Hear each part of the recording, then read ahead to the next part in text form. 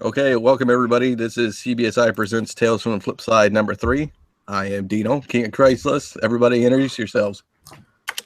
It's Ben S. I always go paper in rock, paper, scissors. It's John Z. Tonight's ramblings are sponsored by some Four Roses small batch, so it should get interesting. Nice. Scotty Too Hottie coming at you. Nice. This is John Brown. I'm the new guy on the block for tonight. I don't have a catchy intro like the other guys. P-dubs.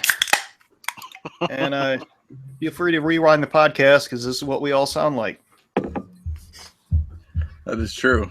That is true. A lot of people can't distinguish me and Paul, so that's a problem. Paul, well, my brother said it best. He goes, I just assume if it's talk about Ninja Turtles, it's Paul. If it's anything else, it's Dino. That is a pretty solid observation. So It's probably because Dino and I both have the same microphone. Maybe that's why. I didn't know that was a Quality requirement of an acoustic thing of the microphone. I honestly think it's probably we live an hour away from each other. I'm going to go with that. Went to the same school and everything. Yeah. What's funny is I don't think you guys sound alike at all. Well, I think because you met us in person. We're all Midwest, so we all sound the same to everybody else. Yeah. When John Brown first hopped on, we were trying to test his mic and stuff. I could have swore it was you, Ben. Really? At first, yeah. Then he hopped underneath a couple blankets, and now he sounds all muffled. I'm talking with my hand over my mouth. That could have been your intro, John Brown, coming from my blanket fort. My wife. No girls allowed. Yeah.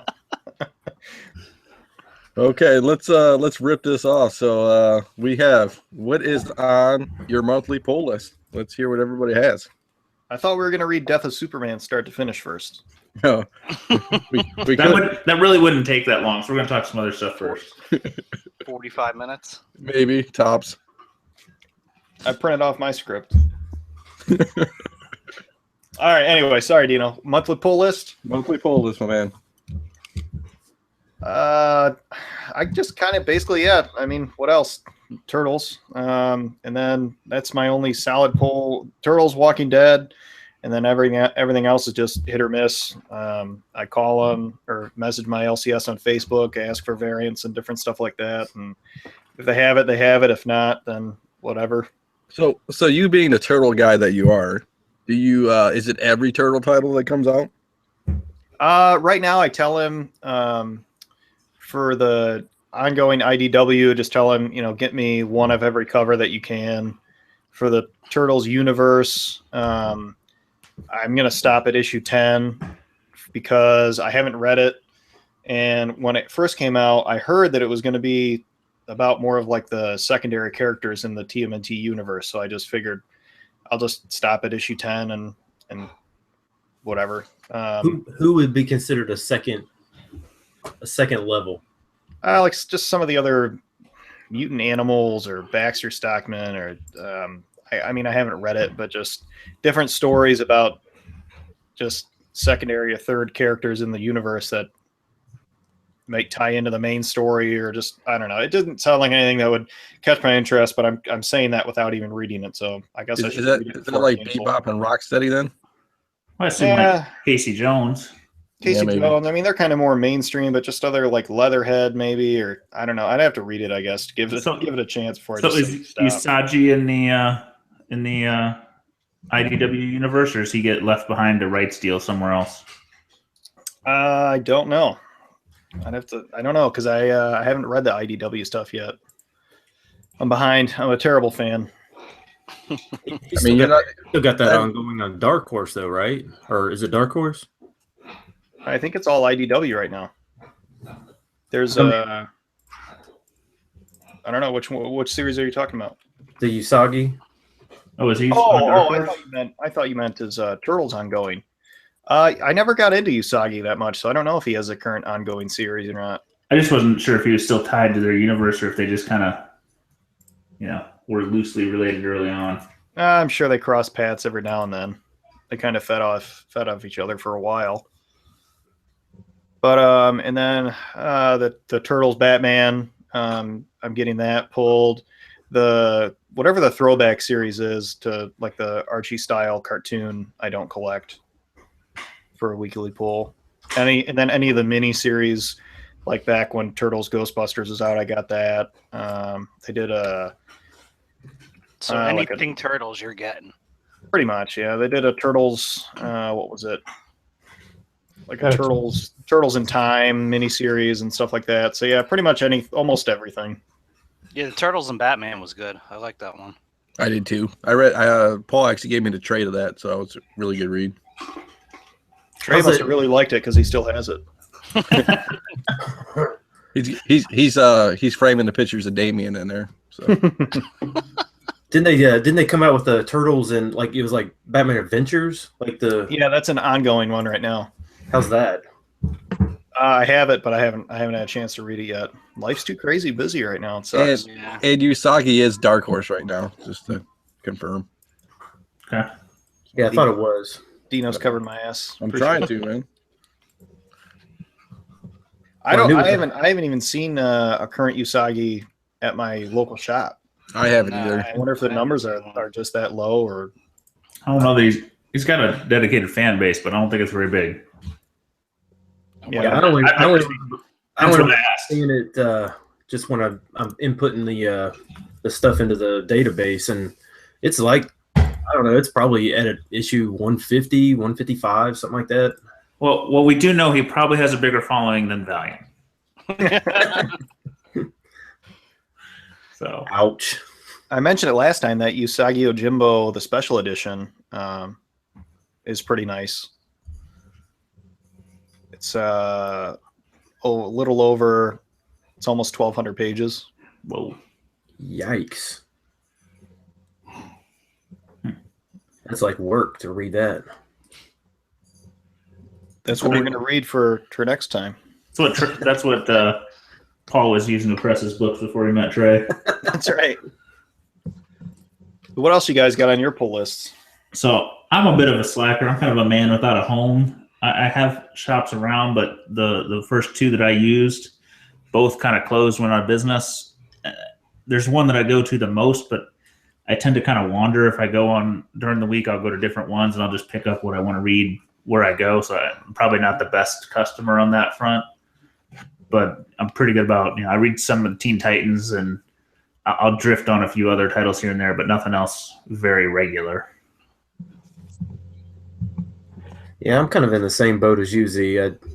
There's not much that is so exciting locally, but if I'm out and I see something like, oh, that looks interesting, I'll buy that. But I think I still have spread on my here at my local, but that's pretty much it as far as like stuff that I actually pull every single month. Yeah, I'm a little better at like waiting for trades to come out on some of that stuff. I don't know. Yeah, I don't like waiting. I'm in the minority here. I have like 20 books on my pull list. 20? Yeah, about that. What are they? I went through them all, or do you forget? No, I have a list here. Funny thing is that only 3 from the big 2. I got Star Wars, Old Man Logan, and Batman are the only ones I get from Marvel and DC. The rest are pretty much all Image. There's 17 Image series worth reading. They're ones that I like. Maybe let me see. 1, 2, 3, 15. I have. You want to do a little promo on the images that you got reading going right now? Yeah. I read Birthright, Black Science, Deadly Class, Descender, East of West, Lazarus, Low, Manifest Destiny, Monstrous, Paper Girls, Sex Criminals, Spread, Wicked and Divine, Velvet, and The Walking Dead. Man, what is your monthly bill? I don't know. I know not those series aren't weekly, right? So No, it's all monthly. Line up for Image right Or now. bi-monthly, rather. Yeah, it's Image. It's not. They aren't. Don't No, come they're out fast monthly. And enough. some of them don't come out every month either. Some of them, like Sex Criminals, takes like 2 or 3 months for an issue to come out sometimes. Yeah, some of those when you're going on your list, I thought were done. Yeah, I didn't realize they're still going. No, yeah, they're all still going. What's Deadly Class up to now? 26, I think. Nice. I love that series, man. I got the It's great. first 3 It's pretty trades. good. That's one of my favorite. That East of West is another one I really like. I could see that going into a movie, man, or some type of like TV series. It'd be so awesome if it's done right. It could, man. It's pretty crazy. The Jagrota art in that is really awesome. What's East of West up to? 31 or 32. Wow. Yeah, I think it's 32. I saw it today. I think it's 32. Yeah, they've been pumping them out on schedule pretty much every month. So, what do you guys think of Seven to Eternity versus God Country? I think I get the feeling that people are trying to see if one of those two is maybe going to be the next saga kind of thing. Yeah, I mean, Seven to Eternity had looked like a 32,000 print run, so it's a little under what Saga was. So it's got a shot. Well, and that was split between what Four covers. Four covers. So, Yeah, but is God Country's is that just a mini or is that going to be an ongoing? I have no idea. Yeah, I don't know either on that. Anybody? That's a Linguini question, man. Yeah, I actually read the first 2 issues today. It was pretty good. I haven't read Seven to Eternity. I'm waiting for the trade to come out. I think I saw it last week. The The trade trade? just came out. First Yeah. 4 issues. Yeah, the first I think because it was a black. It was a 1A cover, but it was black around the edges. Okay. Yeah, so I think it is out.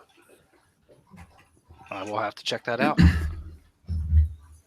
You'll have to read it probably twice.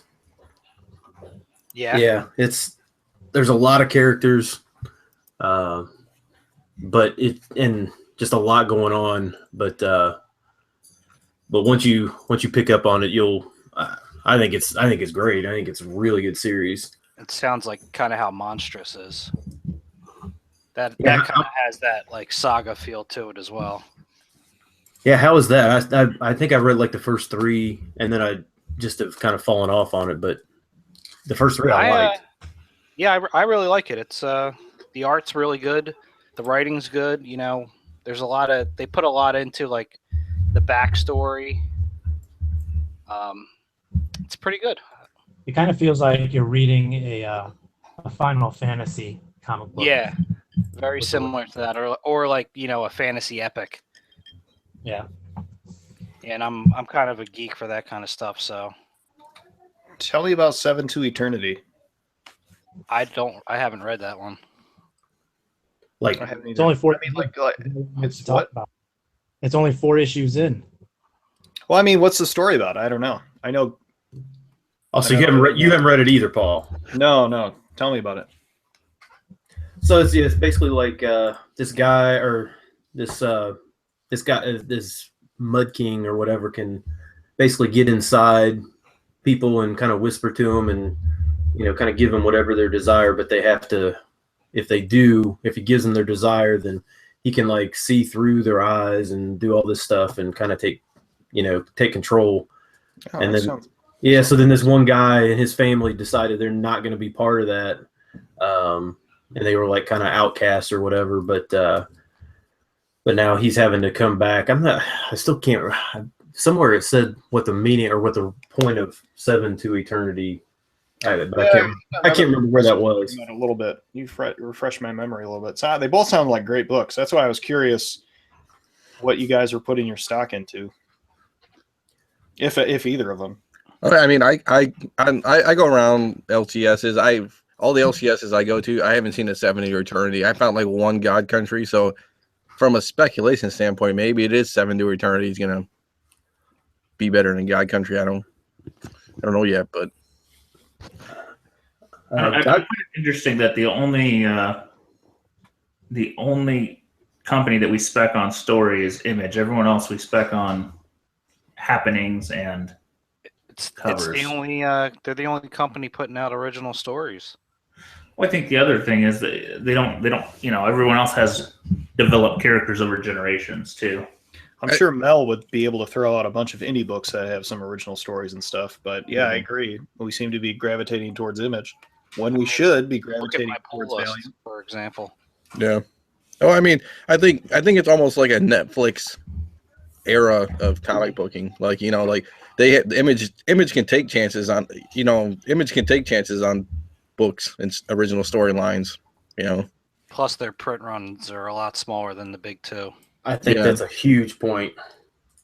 You know, I mean, if a storyline, say they make a story about some monster thing and it doesn't do well, I mean, it hurts them. It hurts every business when that story doesn't come through. But, you know, Marvel and DC, if you got to crank out 500,000 copies of each, I mean, you know, the first issue, that's a huge kind of thing. I mean, I bet Image has to sell 10,000 copies to break even and start making profit.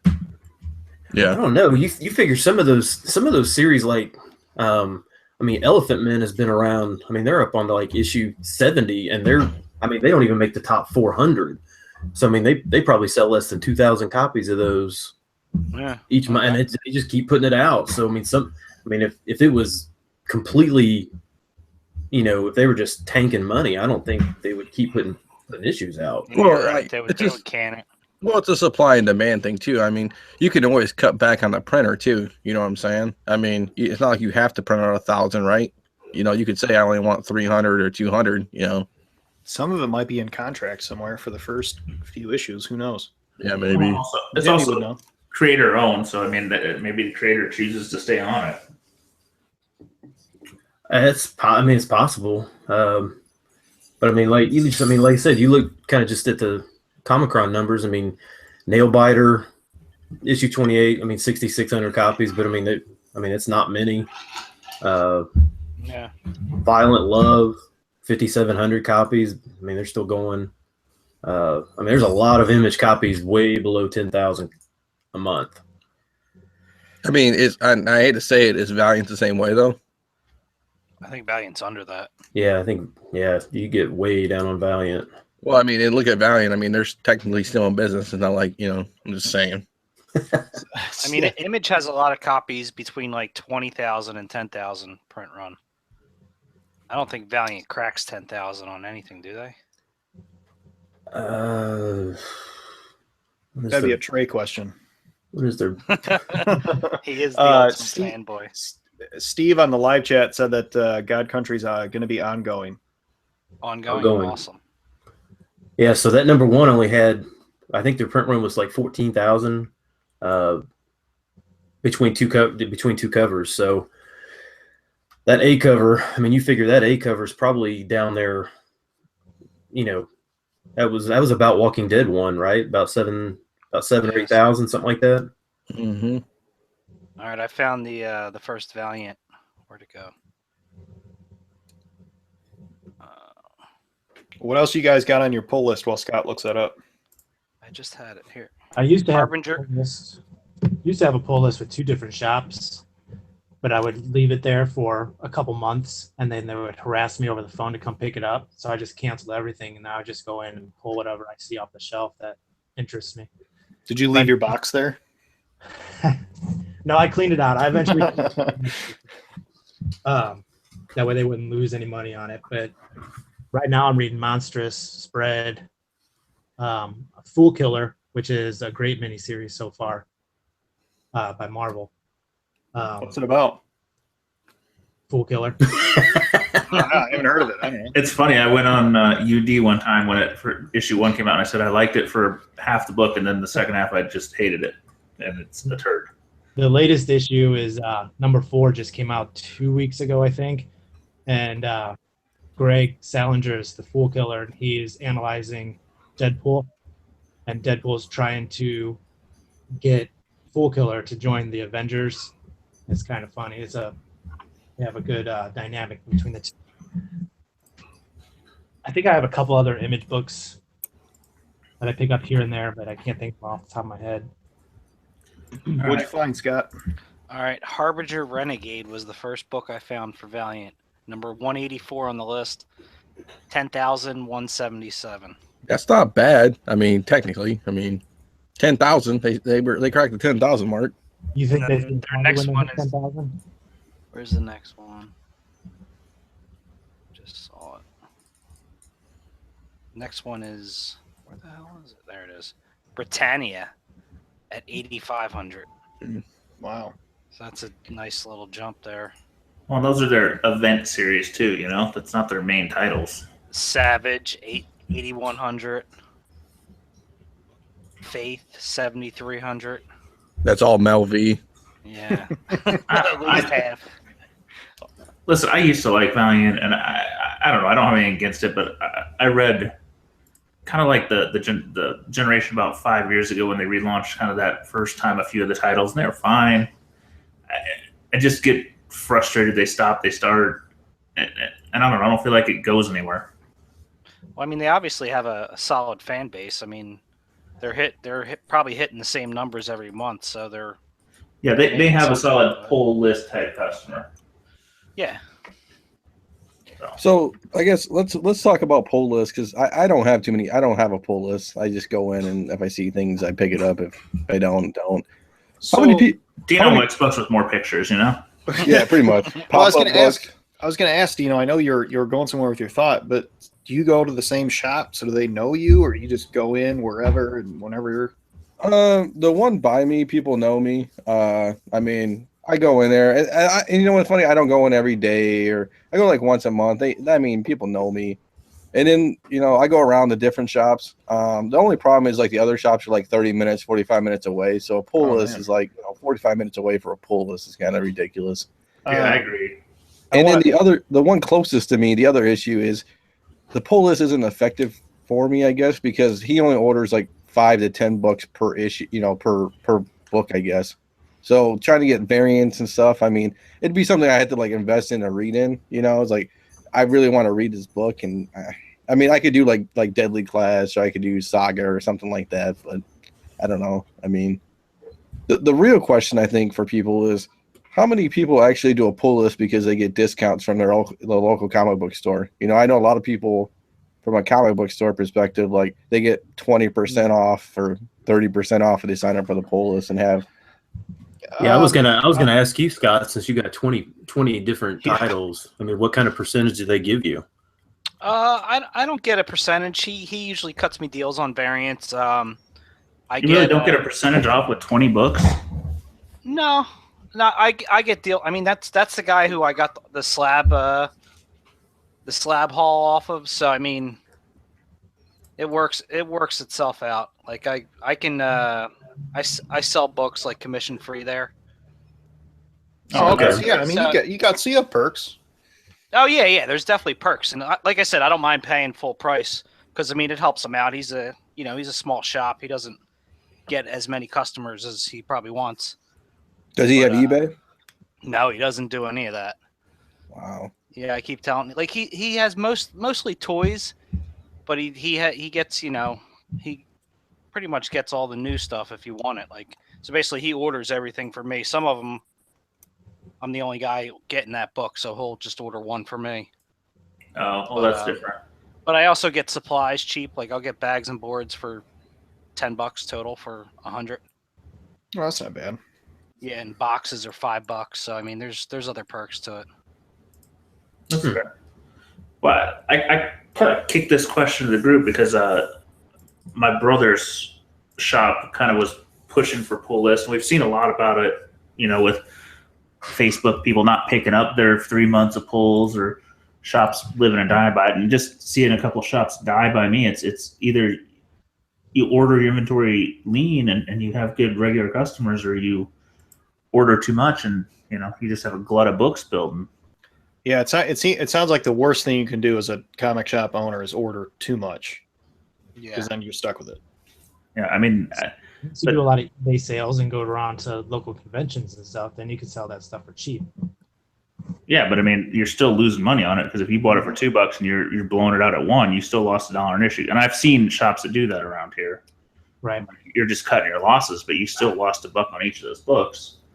The shop that I was talking about, they weren't really doing much with their pull list, but they were, they had customers, but now they're like, doing a sliding scale discount per, and he was doing something interesting of making a pull list VIP area of like discounted trades and giving them first crack at back issues and things. Yeah, that was pretty That's sweet. a good idea. So he's kind of almost anti-speculator, but not really. He just wants you to also buy new books. No, he's pro regular customer. Yeah. From the sounds of it. Yeah, but the thing is, my thought on this is the vintage market and the new market somewhat are not the same customer base all the time. No. The guy that's definitely- dropping Scott's an anomaly. Let's go there. But the guy with 20 or 30 books on his pull is already spending $150 with you a month. He's probably not going to buy, the $200 vintage books very often. Yeah, there's income brackets that can, but the average Joe is not. So I just thought it at interesting. my shop. Well, so if you were going to go in and buy to that shop that had like exclusive sections and whatnot, so would you say that $250 Golden Age book would be in one of those sections or up on the wall? I don't know. He was more like sounded like he was going to discount trades and items and certain things like that, and then give them first crack at these books. So maybe if he gets new backstock, it goes in that area, and then if it makes it out of there, then it goes to the wall. Because I think if you're a shop owner, if I was that guy or you're that man or woman with that special sections or whatever, and you have a $250 book on the wall, there's probably some wiggle room on it, whether you're one of those VIPs or not. But if it falls into one of those sections and you just don't see it because you're not allowed back there, is that what you mean? Well, I think everything has wiggle room, especially if you're spending a lot of money at a comic book shop. That's the other problem that I have. At my comic book shop, I'm not the big spender. There's guys who are dropping way more than Scott, to be honest with you, and way more than other people. People are spending $500,000 on comics each month. There's a dude that goes in and he literally gets maybe 80 books. No, picks up about 100 to 120 books a month, I think. Wow. He just goes through them for like an hour, like picking out what he wants. Is everybody okay? I heard someone just fall down a flight of stairs. No, the thing too is like when you own a store, from what I've seen at least, I would say, and we can talk about this, is I think it's 35% probably, like subscriptions to like 65% eBay's probably, or 65% eBay's, Not my as a store.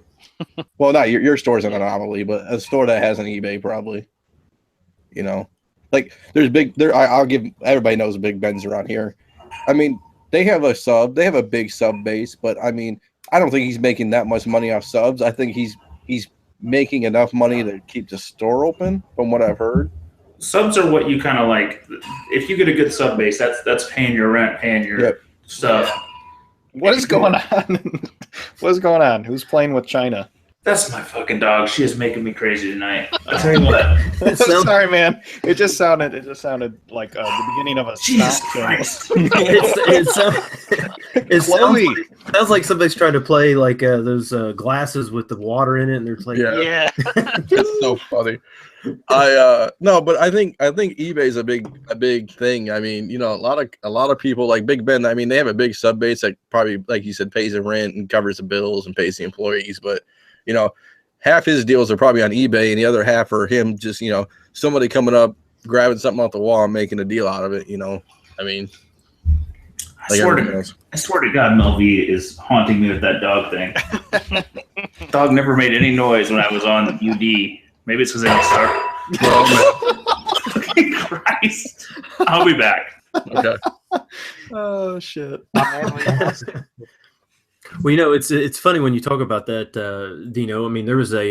There's a huge store in Maryland, and they got two stores in Annapolis, and it's Third Eye. And you walk into that store, and they just have stacks of new comics, and they don't sell. They don't even have back issue bins, but they get every variant, they got 300, 400, 500 copies of every single issue.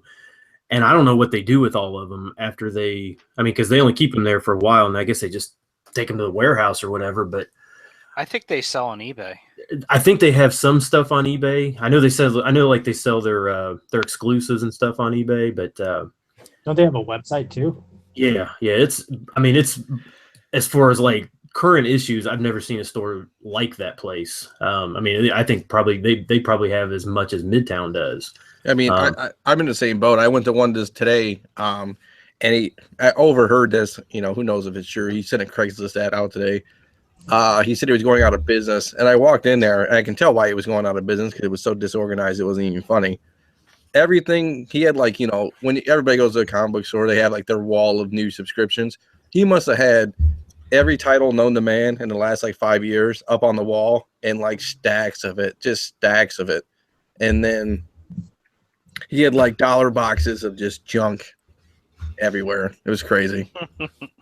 What do you guys? Because I found this store. I was on Facebook randomly. I don't know if the store paid for an ad or somehow I stumbled upon it, and they were having a 20% off sale Saturday, Sunday, and it was this little store like 15 minutes from my house I'd never heard of before, and they've been open for a year. And it was a mixture of toys, games. It's basically like a GameStop Plus kind of thing. And they had comics, so I went in there and dug through them. Dino helped me out. But while I was in there, this guy came in with some stuff to sell.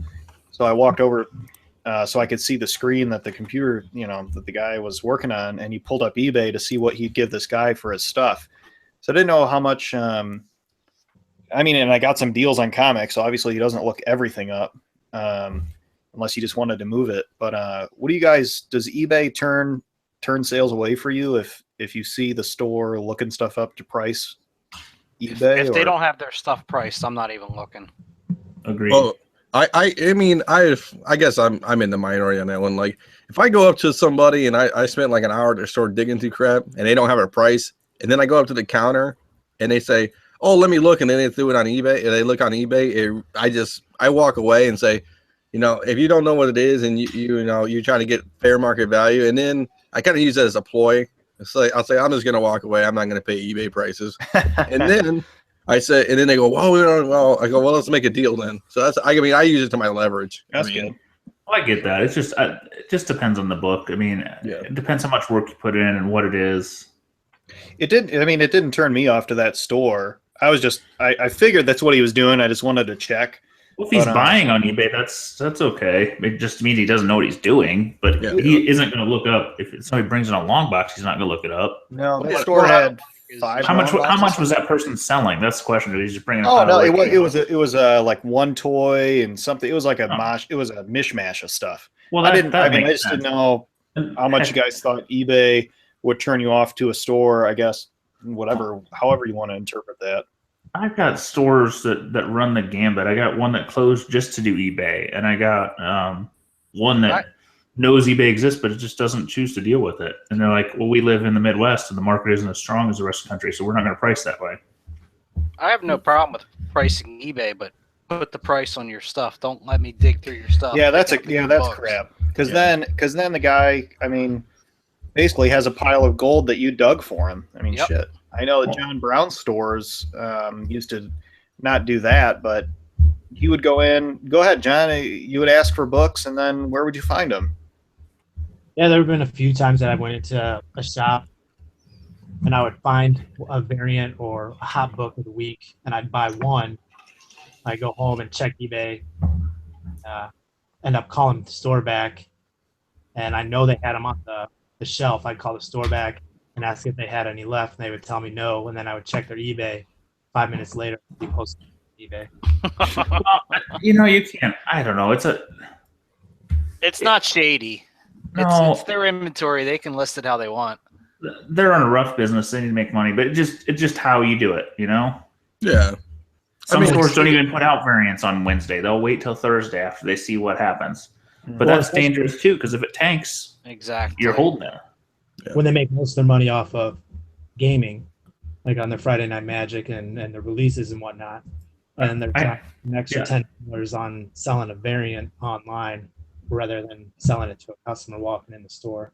There's another shop around me that prices their variants based on Midtown. And I'm like, okay, if Midtown has it sitting on the entire online marketplace and New York City, they're priced too high. You should not price your one per store variant at $400. They just, I don't know. How about 300? Yeah, make a deal. Give them a deal. Yeah, but you really think about Midtown's pricing though. Other than those particular things, their variants are well priced. I think. I think they're Usually, but I mean, they're a little hip. All of them are getting a little hip to the game, and Yeah, the whole market is changing. I mean, we keep saying that, the bubble and blah blah blah, but I mean, the whole market is just. Trey pointed out insane. NCS even is pricing market right now on some of those variants. Speaking of stores, I know Scott was saying some of his perks. For me, for my weekly pull list, I don't get a discount on my pull list, but Really? I thought that was like common practice. I no. thought so, Well, too. I mean, I have other perks. I was going to say, if I message him tomorrow and say, hey, if you get this book on Wednesday, could I have it? And it's a 1 in 25 or 1 in 15 or variant or whatever. If he's going to get it and no one's already claimed it, he'll say sure, and I'll get it for cover. Oh, well, that's a plus. So Yeah. that's a plus, and then plus they're really nice. It's there are a small handful of shops in my area. Luckily, this is the one that's closest to me, but the other ones, I don't know. One of them I can't go to, not because I was kicked out, but just because. That's a whole nother Paul's problem. Is this a segue into Paul's problem? No, I wish. But I won't go into it on that air, but I don't agree with the way some of the practices of this owner at least used to be when I would go in there. The other store is just too far away. So I think I just kind of lucked out with a great store that's also close. Yeah, I think the competition is the other thing about stores and pull lists and stuff, man. I mean, like around me, like big comic book stores, at least around me, you look for a hot book that's on the website or a hot book heating up. I mean, if you call them at 9:01 and they open at 9, it's already gone. That's how competitive it is. I mean, I gave up not as going bad- out. Yeah, it's not as bad as New York City, like Mel V probably, but it's probably pretty damn close. Well, there's no point I in mean, calling. I- Either you're at the door or you're not. Yeah. Yeah, I have like 5 or 6 shops around me, and I tried the Wednesday Warrior thing, and I always came up empty-handed. Well, Yeah. it was doable a few years ago, but It was a few years ago. the number of people doing it now is quadrupled. Yeah. Yeah, I don't know. I've grabbed a few variants, but I rarely made money on most of them.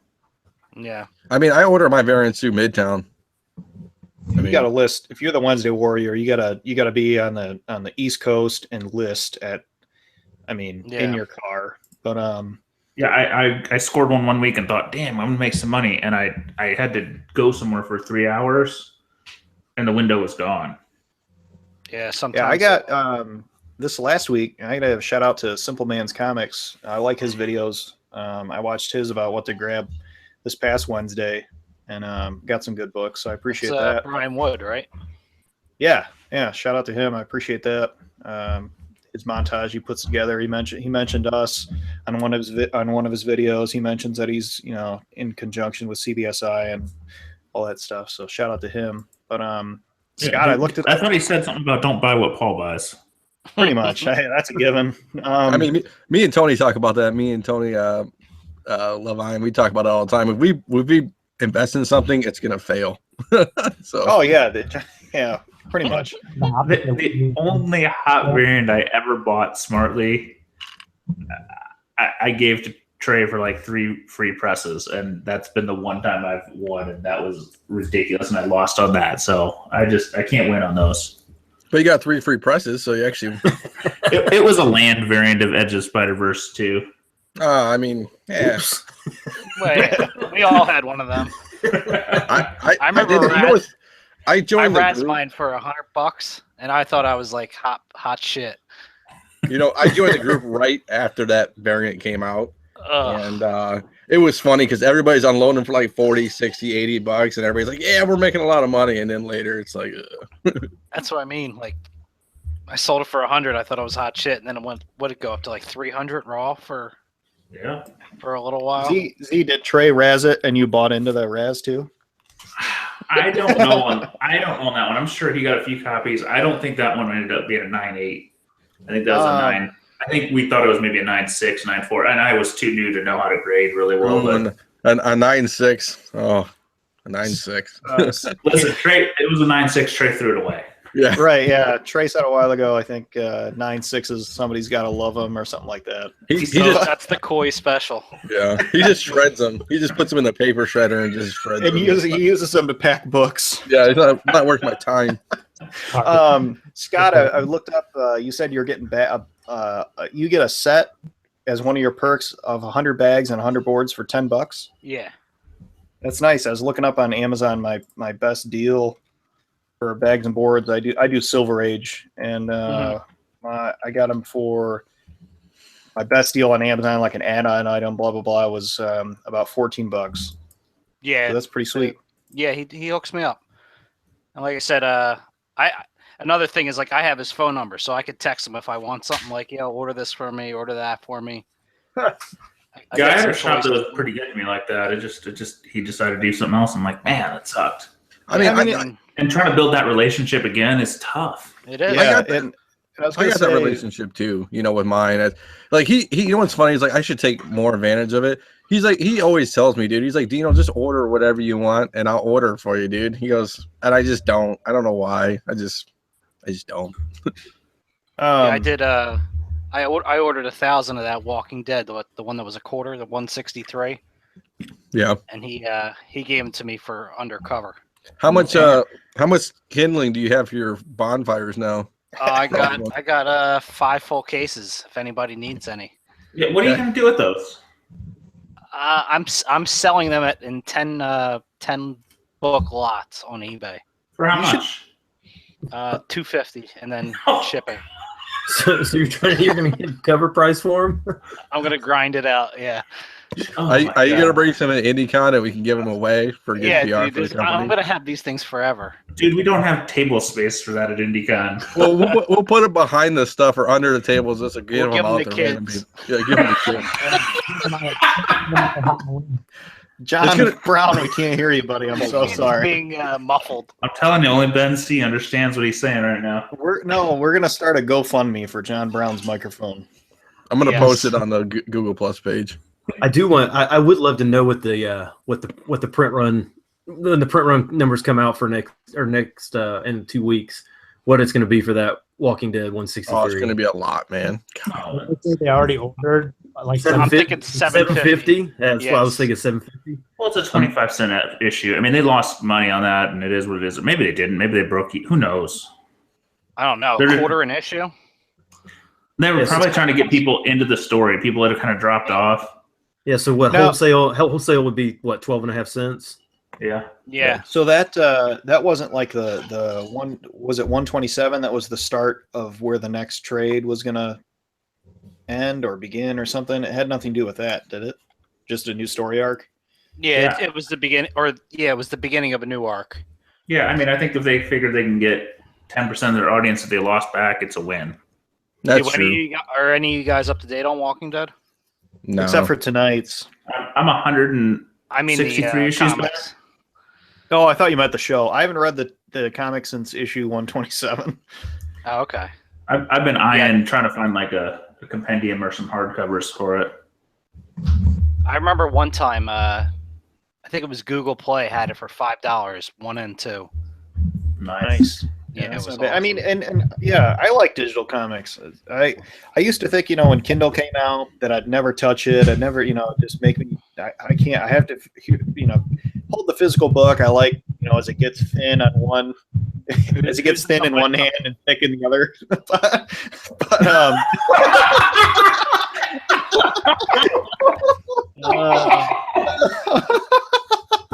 Oh my God! So many things that you could say there. Yeah.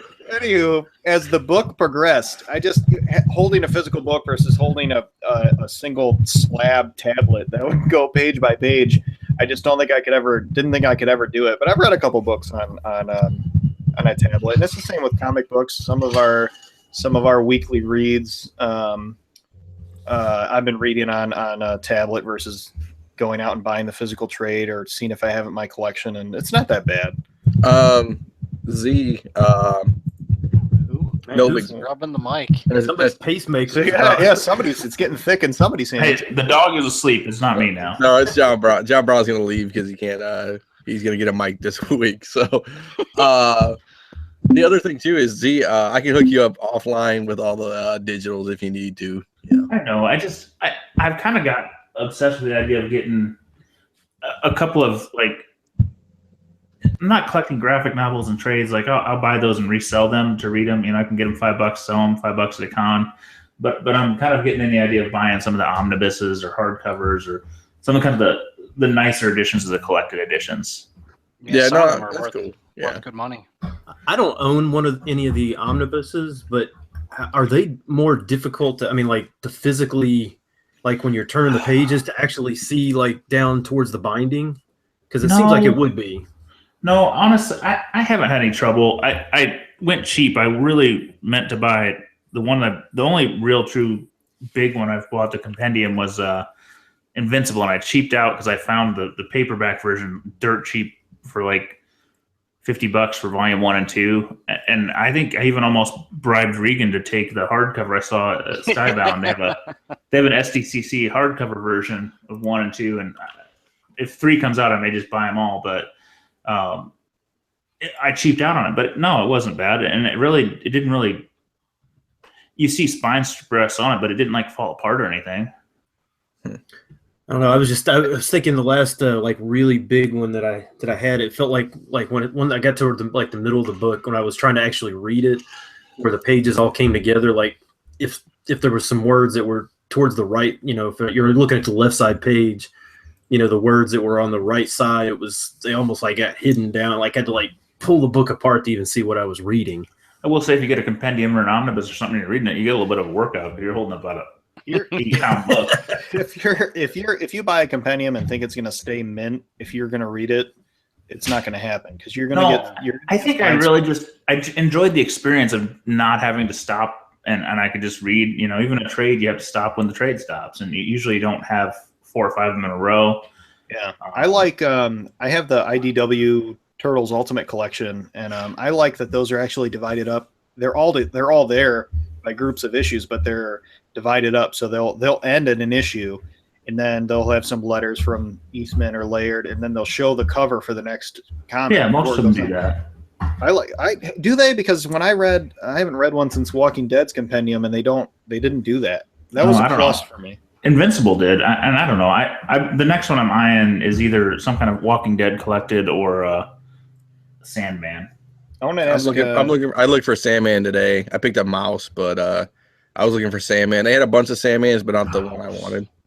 I actually am reading that too, and I bought both of them like beat to hell copies at $3 a pop at half price books. I'm like, oh, God damn it! I paid $18 for mine, but they were in pretty good condition, so I can't. Well, that's my thing. Is if I can buy it for under $5, I can read it and resell it, and unless it's something I want my kids to read per se. Yeah. Did you get the case for hardcover? No, mine was just soft cover ones. Oh, mine! I got the case with mine. Oh, that's different. Yeah. But that's me. If I buy something hardcover, I'm probably keeping it. If I buy it soft cover, I'm probably not. Well, it was soft cover, but it came with its own case holder. So I'd never seen that. So gotcha.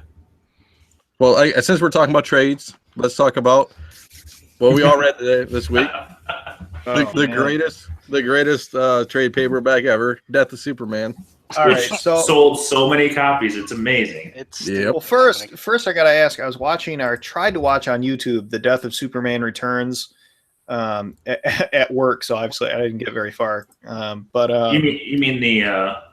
Is it the Nick Cage one? Yeah. But in the beginning there were parts of it. It is the Nick Cage one, but they were talking Kevin about. Smith? Yes. Oh, I love that documentary. I love that. I need to watch it. I need to watch it start to finish. But in the beginning, they were talking about, or part of it, they were saying, they were talking about that comic, Death of Superman, and how the reason they killed Superman is just because they wanted something to just give some life back to the series. I mean, sales were down and blah blah blah. But I don't know if it would have held up today. Well, let's talk about. It would have been. They would have done it better today. Well, I guess let's talk about what happened was anybody actively in comics during that era, like when the issues came out? Because I Yes. wasn't. I actually have my Yes. trade paperback from that I bought off the shelf. Let's kind of I guess we're gonna review this, but let's talk about what's happening in the environment at that time. I was in it. I mean, I don't think I think that's what started comics as an investment. That and Valiant at the time. Valiant was, I can't remember if that was before or after Death of Superman. I think a little before, because I remember paying too much for a couple of Valiant books. And you know, ASM 300 was a few years ahead, and that was kind of one picking up steam, and Gambit's first. And those are some of those books that I spent $20 or $30 of my hard-earned money on. But I remember Death of Superman, and you're like, whoa, what? It was huge. I remember it being huge. I remember non-comic people buying the comic. Everybody bought that. I didn't go Everybody crazy, but my brother and myself, and my dad didn't. He wasn't really into comics, but he'll buy some things here and there, and he read them or looked at them. And I remember all of us bought 3 copies of the bag version each, and all of us bought 2 copies of the unbagged, and we read it, and you know. And I still have my bag version that I had as a kid. I think I still have one. I've bought some. I've sold some. I don't have any real attachment to it. I just think I still have one. I see them on Craigslist all the time. It's like the #1 They fucking sell book for like on $15 Craigslist. on eBay. Do they? Because Yeah. I see them all day. At a show, you can get 10 or 15 on a good day. If it's still bagged, $15. I'll keep in mind that because I see that all the time on Craigslist. That's like the number. Honestly, boys, that's the #1 book I probably see on Craigslist. Is Well, the issue is everybody's selling it once $15 or $20. Yeah. If Jimmy can get me a Christopher Reeve signature, I'll buy one. Ouch. Oh, I remember back then, one of my dad's friends who wasn't even in the comics was at a charity auction, and he spent like $300 or $400 on one of those polybagged, like autographed by the creators, I think. And I remember like thinking, I was like, damn, that's crazy that somebody not even in the comics would spend that much. there's some crazy editions of that book out there. I mean, there's the standard, there's the platinum, and then I was talking to Trey the other day because I saw one online. Was there's a boxed version. It came in a wooden like box, like looked like a cigar box, but laid out and had a comic in it. Oh yeah. And So a stash box. sort of. But you know, like anything else that you would get in a box, it had its own little place and tray, and it was autographed by a couple of the big creators. I had Jurgens, is that his Jurgens or Jurgensen, whatever, and Schuster. Dan Jurgens. Dan Jurgens. Was it Schuster or Simonson? Siegels that still was alive? Which of the original Superman, whichever one of the two was still alive at that point, had signed him. And it was limited to like 500. And then I did some research just because we'd seen it. And it was kind of cool. There's like a 5,000 limited edition at 2,500. I mean, they rocked that. 5,000. That's rare. 5,000 on that book is actually is pretty rare. I mean, it's funny though in terms of like what's rare now. Well, but I mean, it's still. I mean, I don't think there was actually 500. I think we got a 5,000 to 2,500. I don't remember if there's a more rare. And the platinum probably is 5,000 to it on its own. There's not a ton of those. No. But you think of if our generation looks at a comic they kind of want to own a special edition of, that's not many. Yeah, I would lump that in with the like the platinum edition Spider-Man 1. Yeah, I think we save that for a different show because those are interesting too. Okay. I didn't like it. All right, so let's get back to the story of the death of Superman. So I'll go first real quick. I started reading it. I mean, reading every panel, and then I think it was maybe Friday night or something, and I ended up just looking at the pictures. And so you and Dino can talk story. Yeah, I mean, it was good. It was hard to put myself back in that time, and it was just, I don't know. Can we talk about the elephant in the room? What's that? The JLA lineup. Oh, yeah, let's talk about that because That's probably the worst lineup in history. I gotta get. When Guy Gardner is your powerhouse, like Guy Gardner, they said is their rock, and you're like, oh my god, we're in trouble. Yeah, two of Trey's favorite guys, Booster Gold and Guy Gardner. Was Booster wasn't even there, was he? Yeah, he was there. Yeah, he was. Yeah. Oh, Booster was there. Blue Beetle got his ass kicked right away, and so did Booster. I didn't even know who Ice was. No, she doesn't. What, Fire and Ice? Was there Fire and Ice or just an Ice? I think it was No, just it's Inferno. Hey, I thought we were talking about Death of Superman, not Will Ferrell movies. Oh my god, it was terrible. I thought that was like We in the. didn't Devo with his almost bought a spandex in that. I thought Fire and Ice was in the prophylactic department. Yeah. But I mean, it was a weak lineup, and they had Maxima, who I remember somebody spec'd on that a few years ago, like a character that was, super strong and stuff, but she was a terribly written character. And I don't know. I like Maxima in the Death of Superman. I mean, I read the thing back to front or front to back, but it was I like a think Gladiator version. It's fine. Yeah. Well, I'm the one that challenged you guys to read it because we kind of talked about one that did stand up, and I'm like, this one does not. No. I don't know. I like this story. I mean, I got wrapped into the story. We'll talk about the art and the penciling and the lettering later. But that was dated. The wording was dated. I don't know. I think the JLA honestly probably ruined it. I mean, if you were looking at Wonder Woman and Batman, and those people couldn't conquer Doomsday, then I would feel like a sense of urgency. But these guys aren't even like Justice Society of Wisconsin. I was going to say Minnesota, but I didn't want to hurt Tony's feelings. Yeah, I don't know. I thought it was pretty badass. Yeah, I mean, like you said, if Wonder Woman and Batman and all those guys were in there, it probably would have been better. Been awesome. Yeah, I mean, it would have been awesome. But honestly, okay, so if you had Superman and Wonder Woman on the team at the same time, I don't know. I mean, does people think that Doomsday really couldn't beat up Superman and Wonder Woman at the same time? It's like, I don't know. It's like that's like too powerful. You know what I'm saying? It's like you got to nerf What them. about the movie though? It would have been That's different. exactly what happened. I mean, you would have Green Lantern. You had you had a Green Lantern, but I mean, I don't know. It just was like. But he wasn't really a Green Lantern. He didn't have a power ring. Was he? Was he in his other version? Right? He was. Yeah. Guy Gardner, Guardian bullshit or Warrior. In the trade on page 38, there's an entire truck that gets destroyed called Kahlua Beer, and that was almost as sad as Superman dying. That is. I don't know. I liked it though. I mean, I guess I liked it just because I like the story because it. I don't know if it's a sense of urgency, but I mean, Doomsday just messing up everything was just awesome. Doomsday's badass. Yeah, I mean, I think the difference is you said you weren't reading comics at that time, right? No, yeah, I wasn't reading comics at that time. So in my part, I probably read it the first time. I was like, oh my god, Superman's gonna die. We know Superman's gonna die, and this is like the most important thing ever. And then looking at it, 25 years, it was gonna happen. 20 years later. It just is like disappointing. Well, I think it's better. I think it's better than the movie.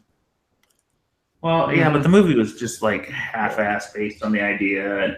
But listen, the Doomsday creation, not knowing where he came from, and him just being pure evil and wreckage, that was pretty solid. Yeah. So I'm reading it, and I haven't. My Superman history is fuzzy, so I'm thinking, where the hell? Yeah, that's my question. Where the hell did he come from? They go into that. They go into that in some other series. See, I actually think that like when I was reading it again, like I was like, this is stupid. This is just some random.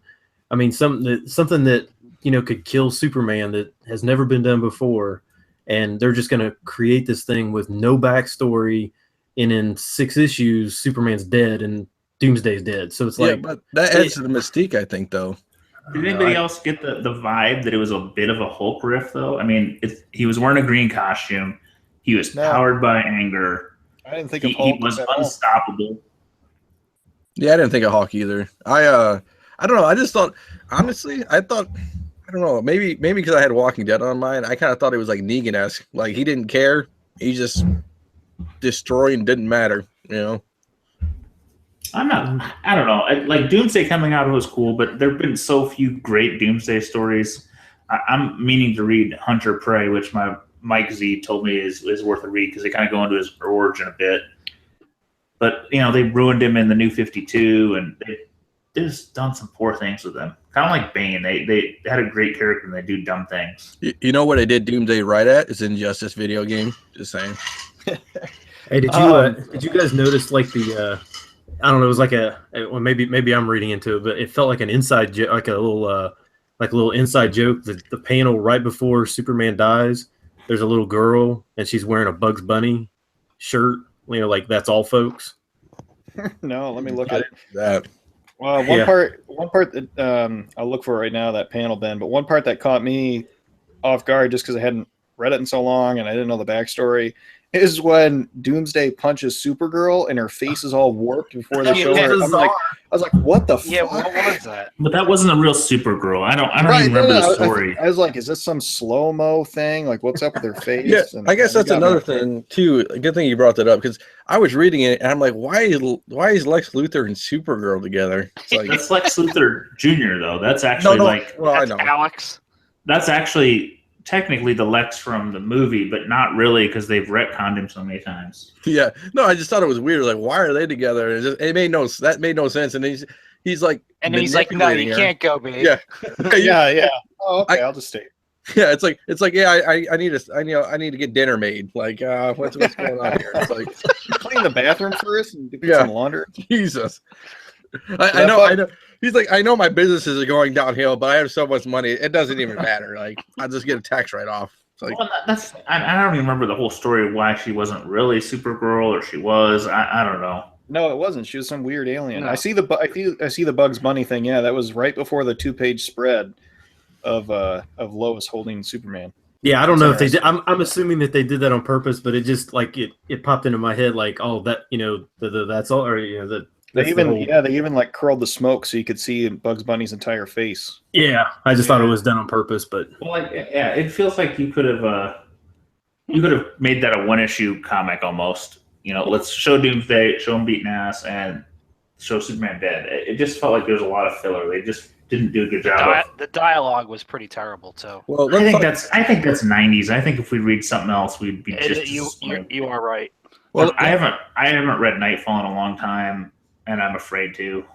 Well, I guess the wording, but what about the font? Okay, so I'm the guy who read it on like, and so did Paul, like on an iPad or Comic Rack or whatever you want to use. It was hard to read the font on a digital comic from that era, I guess. Hard. Like, It's pretty hard in paper too. It's very Is it? crowded.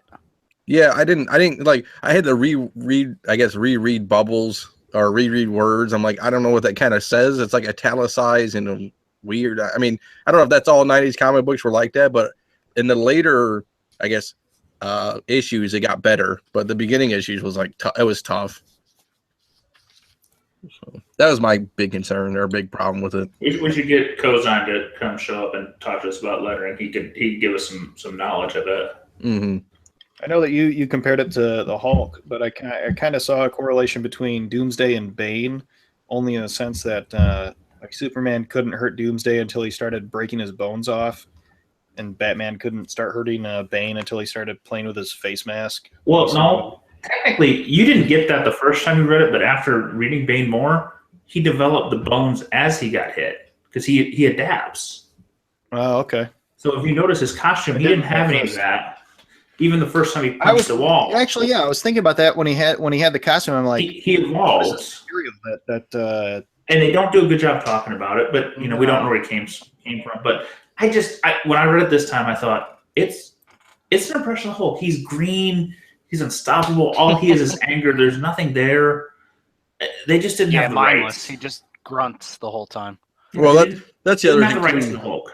I think if they gave him some type of dialogue besides the grunting all the time, I think it would have helped. No, He did say Metropolis once. well, Yeah, I don't know. I never got the vibe before until then, and I just thought it was too much of a coincidence for him being a big Hulk and green brute. It's funny that you say that. Like I didn't notice that before, but now it makes kind of sense. I don't even know if they knew it was intentional. I just think it snuck in there. was Hawk selling well at the time? No, but Hulk and Superman have always kind of been a debate, and I think there actually have been some crossover somewhere. I don't know. I know Spider-Man has. I imagine Hulk and him have fought in, at least in like that Marvel crossover, which maybe was after that. I'm not at all enticed or excited by this whole Batch H thing. Speaking of Hulk. Oh, that is a good question. I don't. You got to wonder, is that the Hulk's dead, Wolverine's dead? We're going to talk about it with that. I don't know. Even the picture just doesn't even. I mean, it's just like mashing up just two things that just don't Can you do believe Marvel's doing another relaunch? Oh, Yeah, Steve. terrible. Steve on YouTube was talking about that. He goes, I called it relaunch fatigue. I guess. I mean, yeah. So when what they was there relaunch was over and over. what are they calling this one? And what were the other two? There was Rebirth, and Who then knows? Well, listen, I will give DC credit because they did 52 issues of the New 52, and nobody thought that was it. I thought about it, about 4 years in, going, we're 4 years in, it's getting a little stale. They're leading to some other stuff, and they did 52 issues, 50 titles. They stuck to a fucking plan. Was it a good plan, a bad plan? They didn't, they didn't just throw 6 months up and say we're going to restart. Yeah. Or Well, I think Marvel, Marvel's you just can't doing even- it as a cash grab. Marvel can't even get fucking 12 months of issues out. So when you say they're doing a relaunch, they're doing a complete like. A I mean, lot because they've of been whole doing. new number ones. I mean, because they've kind of been doing that already. I mean, Yeah. I mean, They've been gosh. doing it every 8 to 10 months. Yeah. So 12 I mean, months. are they relaunching everything, or are they just? I'm not. I don't know, to be honest. I know they are doing a lot of new number ones. More hip hop variants, all that stuff. How many of those are? How many of those are they up to now? They're probably at close to 100. don't know, don't care. Oh shoot! What about Legion, All right. guys? Unless any other thoughts on Death of Superman, I guess. I mean, just No, I just think it's interesting to look at nostalgia. And that's why I proposed us doing this once in a while. yeah. Because some of those stories are going to stick out and go, man, they're timeless. And other words are going to be like, holy Yeah, I shit, mean, they honestly, were some of terrible. them were incredible for that time, and then that's it. I remember Yeah. Nightfall. I mean, I haven't reread Nightfall. I remember reading it as a kid because that was right after this, within a year. I read an actual novel based on it. I remember just reading the shit out of this storyline. I think it was great, and I'm afraid to go back to it. I'm exactly in that exact same spot. I've got those issues sitting right here, and I've flipped past them several times, just flipping through my old Batman books, and I'm like, man, I'd love to read that again. And I'm I sold my original copy and bought some copies in a lot randomly, and I keep looking. I'm like, I should read them, and I'm like, no, I bagged them up, and I'm going to sell them again because I just don't think it's a good idea. Well, speaking of all rereading stuff, I guess we'll say that. I guess are we going to start doing a poll? Yeah, I was thinking we had that list. We could do just suggest some other things that people want to revisit. That would be cool. Either Yeah. suggest it or choose from our list. Choose 5, throw it up on a poll, see who wins. Why don't we just put 4 up in other, and if somebody comes up with something awesome, let's read that. Yeah. How are we going to do the big ones though? Like, where's our list? I don't know where it is. Anyway, there was one that was. Are you talking about huge. like if we did Like- Sandman 70? That's 75 No, issues. we're not going to do Sandman. That's not. We can't talk about that and do that justice. I'm talking like something that's a trader list. Yeah, something easy to read, not like The Cerebus whole or like a Walking big Dead trade. series. Yeah, All Yeah. by next week. yeah. No, but I think there's some fun. I really want to read Crisis because JB mentioned that one. I don't even know if I read that the first time. I think I was out. I was too young. Well, Sydney, Yeah, I never read it. I tried to get Marvel's Ultimate. Is it Marvel's Ultimate today? Or the Ultimate, I guess. Marvel's. I tried to get that. They only had volume 2, not volume 1. But I tried to grab that today. I tried to grab a couple other things, but I just ended up with Mouse, which is Yeah, depressing. we have some long ones on our list. Bones, Sandman, Why the Last Man. I guess if we dared to tackle Yeah, I don't any think of those, I don't think we'd we have to do tackle like those. we'd have to I do think we like stick one to trade. events, guys. Let's stick to events. There's 45 or 50 summer event type things between Marvel and DC. Easy. Yeah. Yeah, we'll throw up a poll. Like I read Infinity We'll put other Gauntlet, in and there. it was medium. That's hard to read. My son wanted to read it because his Mike got it for him for his birthday a while back, and I didn't let him read it because I'm like, dude, these books are worth $100. I would rather you just keep them. And I'm like, all right, I'll get you the trade to read. And I reread it, and he read it, and it's like, oh, he couldn't make sense of it all. He doesn't have enough knowledge and background, and it's confusing. It's hard to read too. It's a very slow read. I think that's the cosmic universe in general. I imagine at the Z household, there's like a book report due and like a test. And No, really. It reminds me of what was the show with Charlie Sheen? two and a half men. I remember in one episode he made his son go read a book and write a book report. Dude, only one kid even sort of likes comics. The other two, the 4-year-old likes Hulk, but whatever. And the middle kid, like, I don't know, he'll read one once in a while, but I think he's just humoring me. How do you censor what they read? Age-wise. I don't know. I'm not great at that. I mean, I'm pretty sure I just handed my 9-year-old Ghost Rider the second volume, trades 1 and 2, which is probably not a good decision. I thought you were gonna like Vampirella or sex something. criminals. Yeah, sex criminals. I don't know. I don't know. I'm just trying to give them the love of comics at bare minimum. The oldest one, Whatever really they'll read, right? Yeah, he really liked G.I. Joe Volume 1, but he's bought some other ones and he hates the newer stories. And my uncle actually taught himself how to read by reading the Sunday comics. I mean, the Sunday comics is works. a lost art in general. Oh, that was way. I mean, this is my uncle, so way back when. I mean, I think that's cool though. I mean, it's like even Z's kids or even kids in general, like reading, like, there's always statistic out there that people read 10 minutes a day through internet articles. And like, yeah, you could crank down like a lot of stuff on the internet in 10 minutes. But I mean, just going back to reading in general, like an actual, even if it's digital or actually a paperback, I mean, that's encouraging, Yeah, my oldest, I guess it's also my kids are a little young. So once, I got a 9, a 7, and a 4. The 9-year-old, though, has just started reading everything. So if he reads some comics, great. If he reads Harry Potter, whatever else he reads, great. The 7-year-old just hasn't quite hit that ledge of where he's reading much. So he'll read a comic now and again just to read it. Yeah, I didn't read a lot when I was in my early years either. Like I was more of a math guy, but I've started getting back into reading. It's just the problem with reading for me is like just anything in general. We talked about this, is just getting something that's that I like and I want to stick with. It's hard to put 4 hours into something that's just dreadful. 4 hours. And Well, no, I'm just saying, like if it's a big book or something, like a novel, like a real novel. The comics written for kids are a little tough to read too. So like I'll do some bedtime stories and I try to pick up like some of the Marvel Kids Universe stuff wherever I see it. I don't want to really pay $4 a pop for the new one, so I'll find some of the old stuff and half price books.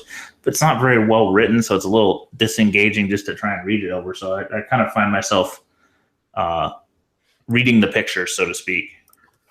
I will say my daughter likes that DC superhero girls thing, and Oh yeah. and I picked up every one of the, and they're like mini trades. They didn't have like regular issues or anything like that, but she likes them. She reads the whole thing. So. Yeah, Tony's little girl does the same thing. That's what we got her for me and Scott got her as a gift, like superhero girl stuff.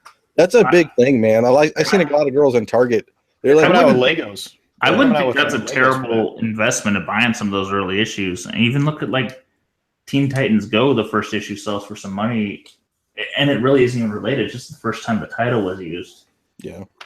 Yeah, there was a free comic book day 9/8 on eBay recently. I don't know. I didn't watch it, so I don't know where it went. I would have bought it, but it had that gigantic free comic book day white box on it that just killed the cover for me. Yeah, for the DC superhero girls. Yeah. Yeah, I think she's got that one. But no, they're coming out with Legos and stuff for that. I mean, they have dolls. I bought my daughter has all 3. I think it would have caught on quicker if they hadn't done just a bunch of like 3-minute episodes or 2-minute episodes. That's what kids now. I hate to say that, boys, is that's what kids now want nowadays. Their is like attention spans are nothing. Yep. They'll watch Minecraft videos for an hour and a half, but if they had to sit down and watch TV, it's like it's a struggle. Well, all right, yeah, that's a whole different topic. My kids watch on demand all the time. We rarely watch even recording is rare.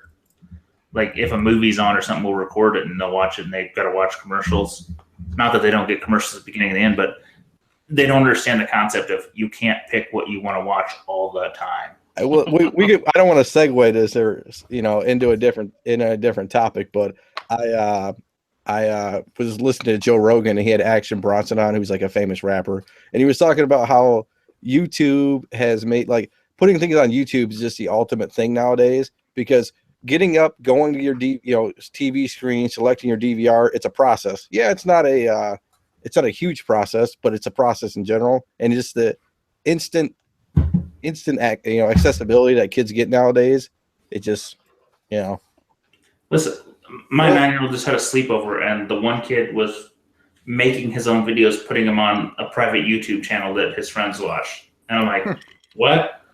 And actually, surprisingly, weren't just like my kids shoot a video and it's like I see 2 minutes of feet and somebody talking. He was doing slow motion, capture and edits and things. And I'm like, this kid's 9. He's We're gonna be the a YouTube last star. generation that remembers what it was like to not have cell phones. Yeah, no shit. Speaking, I guess we can talk about this. So speaking of kids, let's congratulate our boy Will on his new baby boy, right? Congrats. Will. Congrats. Yeah, Liam Logan. Congratulations, Will. No, that's bullshit. Really, it's like fucking Optimus. That's going to be his nickname for him. Dad, why do you call me Optimus? Doesn't make sense. He just told his wife he named it that, and on the certificate it really says fucking Optimus, and on his 18th birthday he'll find out or some shit. Optimus Bumblebee or some shit like that would be awesome. My coworker was messing about that, saying that when her husband's asleep, she'll just go out there and name the kid whatever she wants on the birth certificate. Yeah, I mean, I've seen it happen. I've heard of stories happening like where the wife's done and the husband does it, or the wife does it, and it's just like, we discussed this for months. I changed my mind. It's better to ask for forgiveness than permission. Yeah, That's right. It's hard to change it once it's on that paper, man. Yeah. Let's okay, so we talked about Death of Superman. Do we want to save Legion for next time, or do we want to talk about Golden Age stuff, or because I mean we're rocking around the 2.5 hour mark right now, I think. Oh God, are we? No, doesn't matter. No, we're hour and a half. Oh, it's an hour and a, okay, an hour and a half. So I mean, I was gonna say, holy shit. yeah.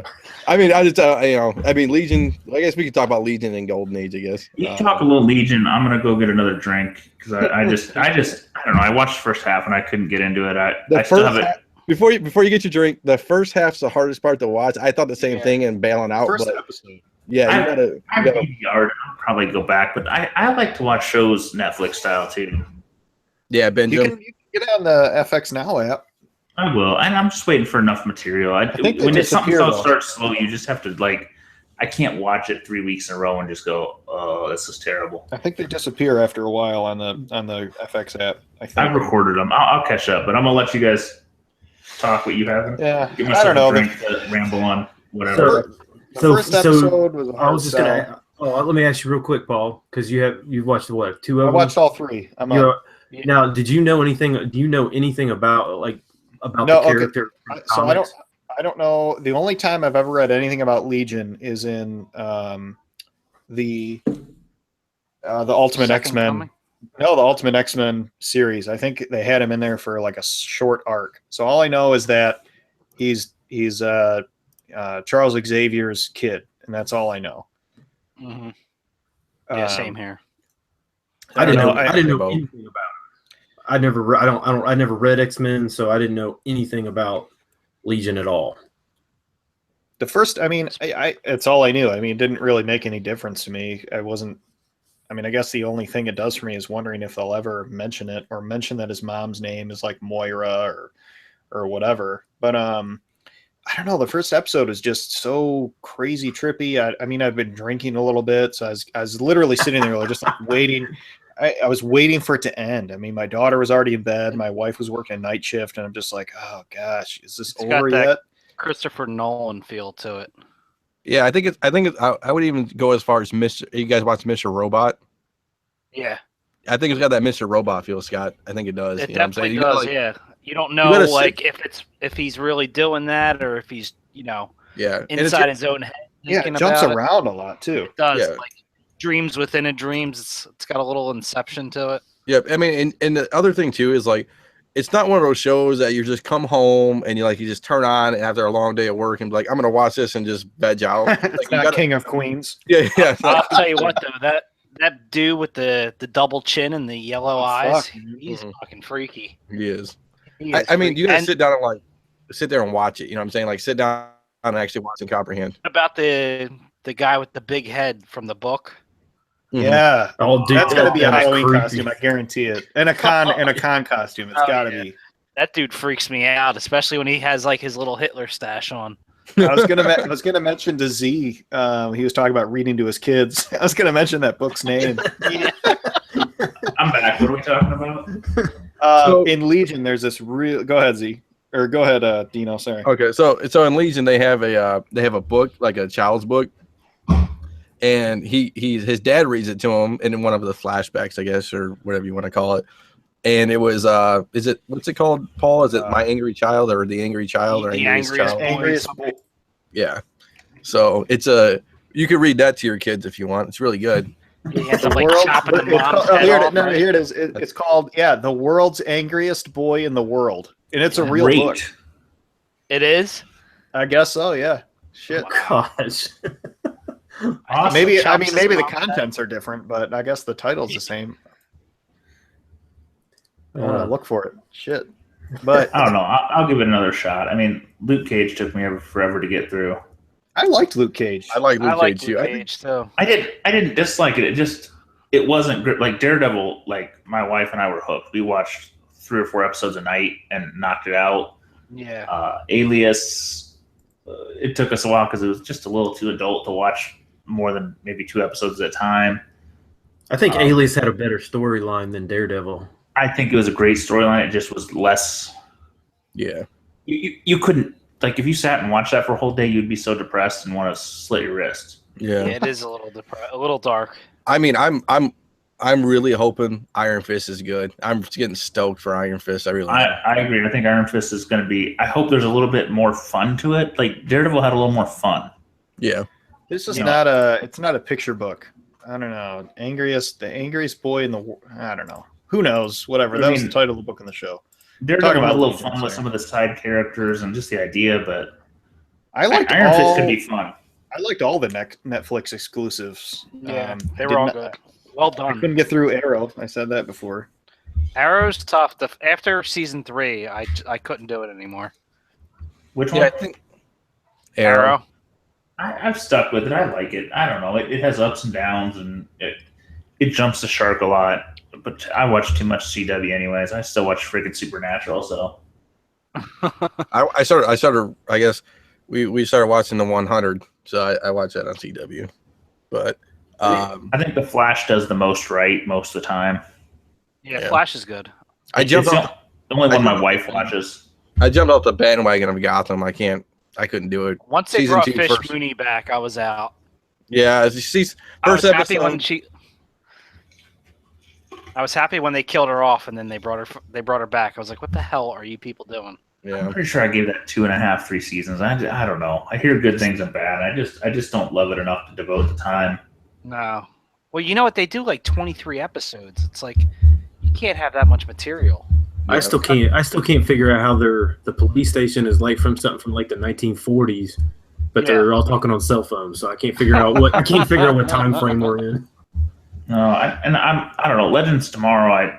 The first season was terrible. The second season got okay, and then my DVR kicked because they moved nights, and I haven't decided if I need to like go back and catch those or not. I've heard good reviews. I couldn't get into it. I watched one Never episode watched and it. it was like, I've heard.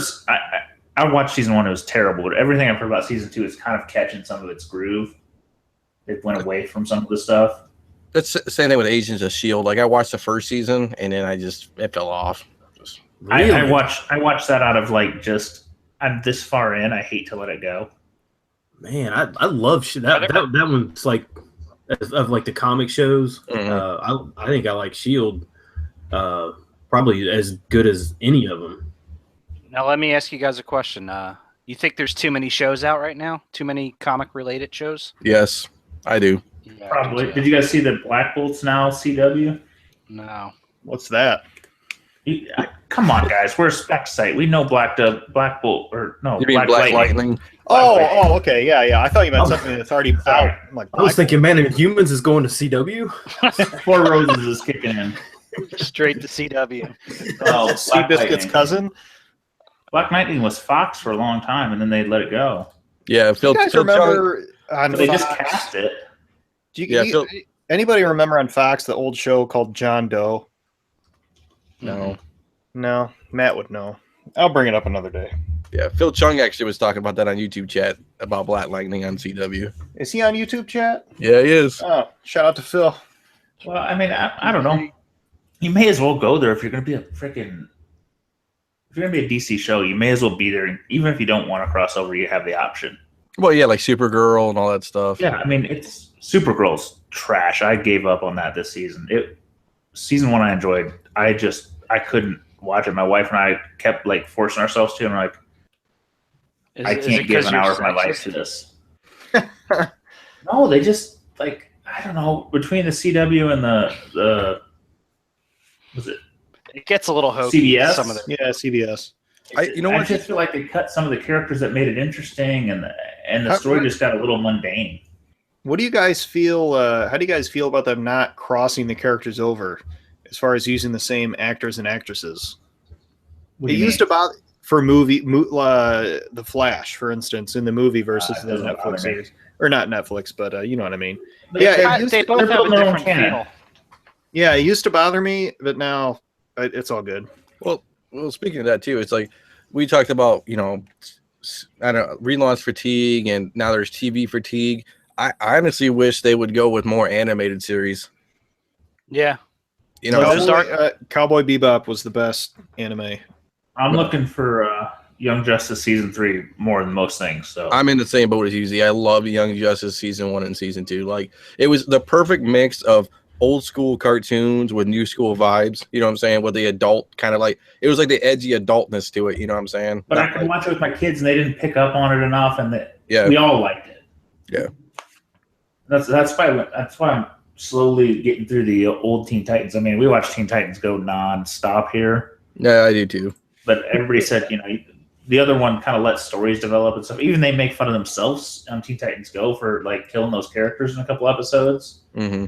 Like, Oh, we yeah, looked like those are classic. Do you see my YouTube post today about them making fun of old Teen Titans? How that didn't go well. Yeah. So. But I mean, those shows are great. I don't know.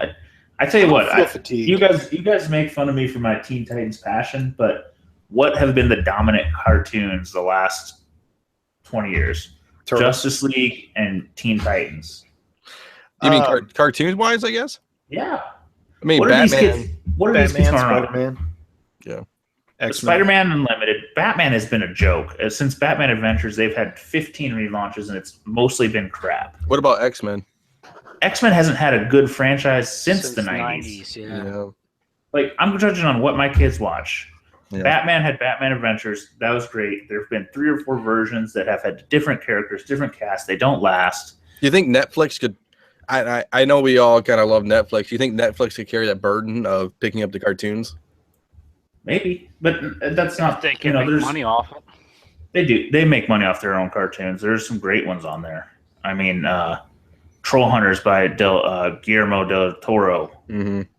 was the highest rated and highest critically reviewed show cartoon in the year, and it was great. And there's good stuff on there, but I just mean network is where a lot of the kids are still catching it. I mean, even if they're not watching it live, they're watching on demand. Yeah. And I'm telling you, Teen Titans is one of the linchpins. So I don't think that audience is getting smaller. No, and I think they're making so much money off Teen Titans Go. I'm not even talking merchandise. I'm just saying the TV show. I mean, look how long it's been on Z. I mean, between that, Young Justice, and the previous version, it has had a decade of rocking. And Young Justice is basically Teen Titans. We're not gonna disassociate them. Yeah.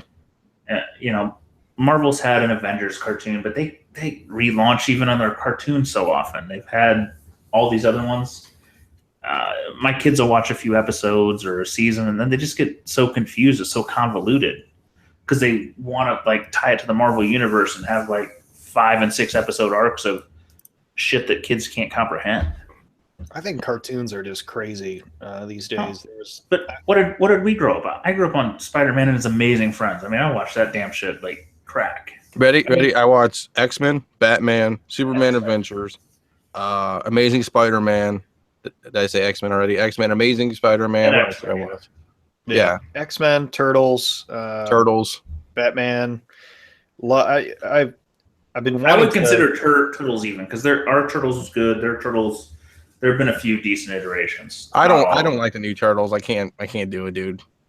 You know, it's funny because you know, hopefully, if I have a boy or a girl, I'll just download all the 80s stuff and throw it on my TV. Exactly. Yeah. I mean, there's nothing wrong with limiting what your kids see. I mean, this is I won't go down this hole too much. I don't think we should, but it's just the information that people have access to these days is just insane versus what we had access to. I mean, you can Google any word and within 3 clicks, you're looking at hardcore stuff depending on what, filters you have on. So it's just, that's just responsible parenting, but I'm still saying like cartoons. Are you telling me I shouldn't let my kids watch, the newest Batman version just because I think it's terrible? No, I'm just. Yes. I was saying, I was saying crazy cartoons like Adventure Time. Yeah. It's just, it looks like something that should be on at 2 a.m. on Adult Swim. Like, holy shit, this is just dropping acid cartoons, craziness. Oh, my kids like Disney Channel, everything. My kids' grandparents are a little less socially aware, and they let them watch Uncle Grandpa, and that stuff makes me insane. I mean, that's what makes the world go round is differences. Do it. I mean, to an extent, do whatever you want as far as raising your kids. But also, though, I think it's generational. Like, I remember watching Conan when I was like 9 or 8 or something stupid, and these movies that they didn't have a rating system back then. I watched movies that I wouldn't let my kids watch for another 5 years. And like you said, Z, I mean, your kids don't pick up on some of the jokes. I mean, that's half the reason some people still take their kids to see Disney movies is some of the jokes their kids don't get.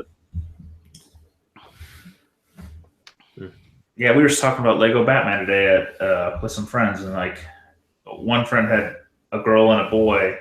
The other group, I have 3 boys, and the other person had 3 boys, and the people with 3 boys were like, it was funny. We laughed at some things that were inappropriate, but it's funny. But the person with like a girl and a boy used to Disney movies, they saw it and like, this is terrible. From even a parent's perspective. Yeah, I mean, there's all sorts of parenting. You can be over extreme and protective, or you can be just Google whatever you want. I don't know. Anyway, I don't want to go down that route. What's next? Golden Age. Hammer. Done with that. Next. Z, Golden Age. I have $500. What should I buy? What can I afford? Anything? You can afford a Post that lot. on the page, Paul. What do you want to buy, Paul? You got 30 seconds to answer. What'd you say, Scott? Post it on the main page. Right. Tag Trey.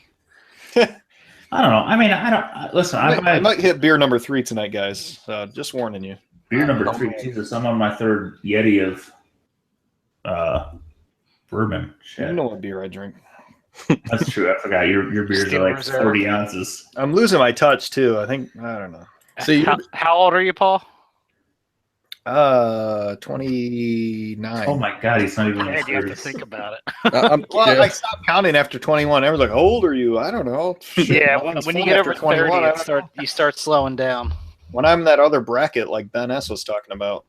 yeah, Paul steps it up though. At least he's not drinking Natty Light, dirty 30 cases. Yeah. My father-in-law will only drink Natty Light. I'll have a couple with him. I mean, I got nothing wrong. I won't go to Steel Reserve anymore. I gave that up. Wow. I'll still drink a Cobra every now and then. Oh God. My go-to is a 5.6% alcohol by volume, 24 fluid ounce Labatt Ice, found on your bottom shelf. That's like the upper bottom shelf. Yeah.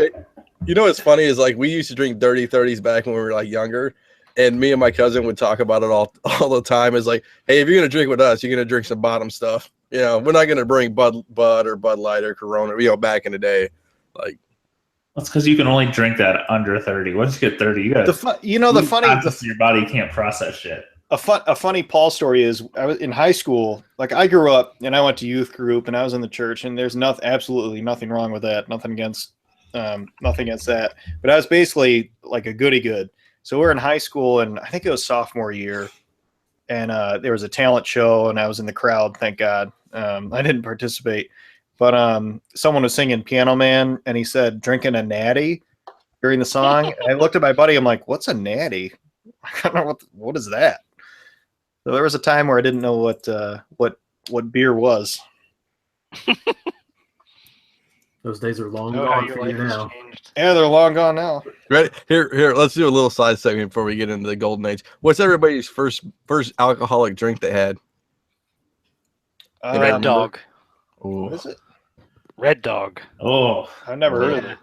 Never heard of it? Any alcoholics out here, at least above of what we're used to hearing? There's a website called bumwine.com oh yeah. that shows that Sean showed me. Shout out to Sean. Back when I wanted to go around town because there's some ghetto places around here there that would carry some of this stuff. Night Train Express, Thunderbird, stuff I've never heard of. Thunderbird, nice. That's on the front page, and I was gonna try everything. I don't know if I'll ever do that. You know wanted you're to at the time. you're at a good liquor store if they have more than 8 flavors of Mad Dog 2020. There it is. Yeah, it's on the front page too. Red grape wine, Mad Dog. I don't know where I was going with this now, but anywho, bumwine.com if you want to check out some dusty bottles you can find at your local shop. All right, what about the rest of you guys? I did. I didn't answer. My first beer was Budweiser, probably from a can Bud Heavies? that. Yeah, I don't know. It was whatever my dad had at the time, the white can with red letters. I'm Yeah, pretty sure also just a Bud Light is boring, but I made poor choices after that. Now, if you want to get a double dose of Paul's problems, I'll tell you a side story right now Hit us. about the worst thing I Go ever did. on. And proceed. I think I can beat the worst thing Paul's ever drank, which is sad. No, because it wasn't even liquid. This was terrible. So this house down the street, it wasn't even beer. Sorry, so maybe this doesn't count. Anywho, it was an aluminum can. So but it was liquid. oh man, I don't even know maybe no, it wasn't. Shut up. Let me continue. So it was a regular can of Coke, I think, and we were down at the end of the street, hanging out, talking with some friends, and this guy's dad was out there for a while. Then he went inside. It was a hot summer day, and I was really thirsty, so I grabbed this can of Coke, took a big swig of it, and it was nothing but fucking cigarette ash. Oh. And it was so much ash in there. It was heavy. It felt like it was full. It felt like it was full of Coke. I'm like, oh man, nice hot day. This guy's dad won't mind. I'll just take a quick sip and man, straight. I mean, it wasn't hot. I didn't burn my mouth, thank God. But I was just You learned not to pick up a can and drink it ever again, right? Yes, I'm not that guy at the end of a college party who goes around and takes the bottom of the or you pour one out for your homies. It's actually a respect thing for your homies, and you're gonna test what you're about to drink. Like, That's right. Cigarette ash. I guess I can tell. So my first drink, my first actual drink was a shot of Jose Cuervo, that's a man right there at 14. How'd that go? Oh, that wasn't bad. I don't know, big deal. But my first actual beer was a Budweiser. But I guess, can I top your story, Paul? I don't know if I can. I don't care, man. Go ahead. I've heard of people. No, go ahead. I won't spoil it. So it wasn't me, thank goodness. So my cousin worked at Applebee's, and everybody's been to Applebee's, right? Everybody knows what Applebee's is. Mm-hmm. Okay. Yep. So, when you sit at the bar of Applebee's, they have a lot of beer bottles above in the little, almost like windows up top of the bar that is sitting there for a while, right? So this Applebee's opened like 5 years ago, and this was back like 10 years ago. So it's, it's been up there for a while. So one night we had this party and the guy comes over, he's like, "Hey man, look what I grabbed." And it was like, I don't know, a Budweiser, like a big old can of Budweiser that's been sitting on top of the Applebee's bar rack for 5 years, right? He goes, "You give me $20, I'll slam it down."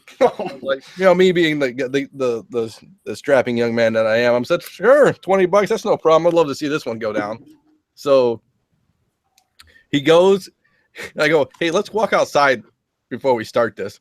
So to his credit, he got it knocked down, and then within the first 10 seconds of him knocking it down, it came right back up. It was like explosion.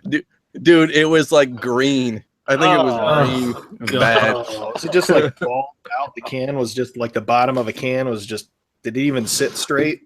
We didn't even. I mean, we didn't get into the science of it. I wish we had YouTube back in the day because it would have been awesome. Thank God we didn't have YouTube. Oh goodness. Who was it? Z, were you saying you had a story too, or was that you? Mine was not that dumb. I'm just saying the dumbest thing I ever drank. I wasn't that stupid, you sons of bitches. But let me tell you my story. I was in a freshman in college, and I don't even know why, but at some point I was mixing Popov and Natty fucking light. Oh, Is that even a thing? It was like Apparently, the cheapest version of a Boilermaker you could do or something. Oh my god! Beer before liquor, not beer with liquor. Let alone the two worst beer and liquors made. now me knowing Boilermaker. Paul, I can't believe Paul doesn't do that on a regular. I've never thought of it. Now Actually, if I had to drink it again, I would call it the Paul. I'll be right back.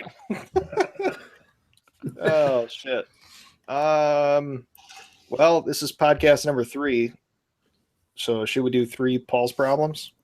yeah, let's do it. Do you have that many to share? You have 3. Oh no, well, man, we're gonna start on a little segment. I actually Yeah, show number 20 is going to be all Paul's. no, I problems. can't do 4 Paul's problems. I think you should save one. Save some.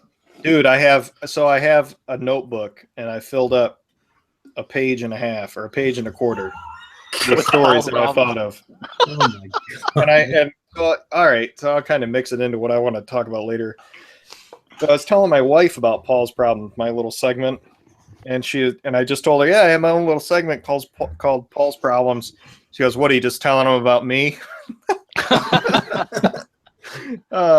Anywho, talking about your college days, I got to cross this off the list so I don't repeat it. The most I ever drank was in college. And, oh, Jesus Christ. I drove down to my buddy in Cincinnati and was going down there for the weekend. And I was 21 at the time, I think. I must have been. Whatever. I bought a bottle of cheap, and this is back when I didn't know what was what. So I bought a bottle of cheap vodka or whiskey, and went down there and I drank the entire bottle of cheap whiskey mixed with 7-Up.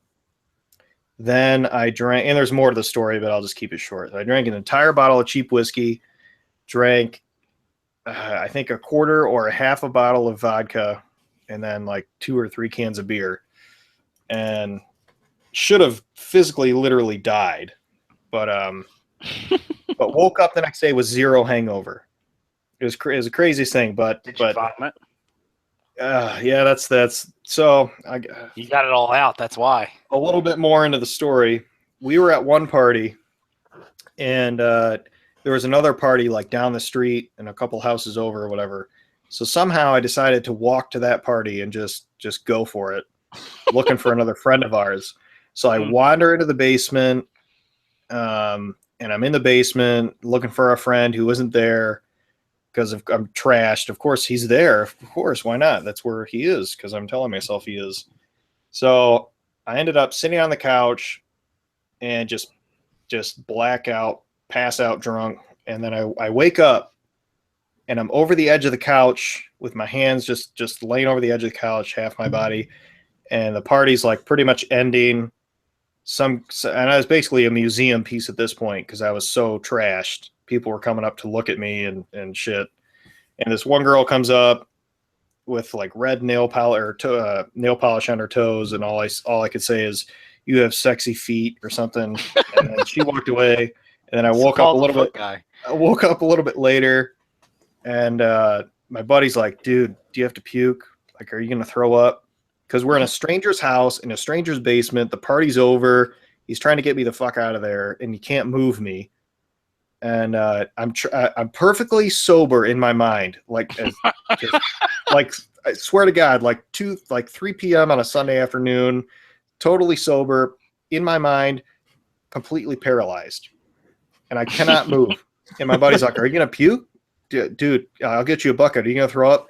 And all I can do is just move my 2 hands just up, just like twitch my hands up, and that's it, and just let it go all over this guy's basement.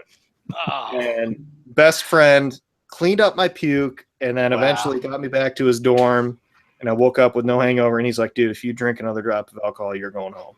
The next day. That was the most I ever drank, and I will not repeat that in Baltimore because shit, that's too much. Oh yes, you are. Come on, man. Not if I'm sharing a room. Well, There were brackets already. You had to take on leg. That's what I was saying. I've lost my touch. Anyway, that was a long one. Sorry, guys, but That's you all started right. it. That was the most I ever drank. I honest to God, I should have died. I think on the way back, I took a leak on the campus police side. Nice. Well, That's always good. Always a good choice. Yeah, there's more to it, but I'll save it for Baltimore in person. Nice. Ask me again sometime. Catch me outside. What's that? CASH? Cash? Yeah.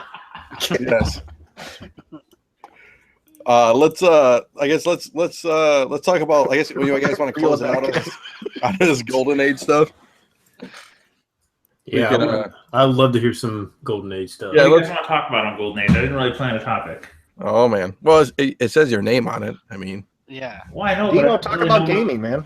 What do you want? I mean, what do you want to talk about on it though? It's a very broad.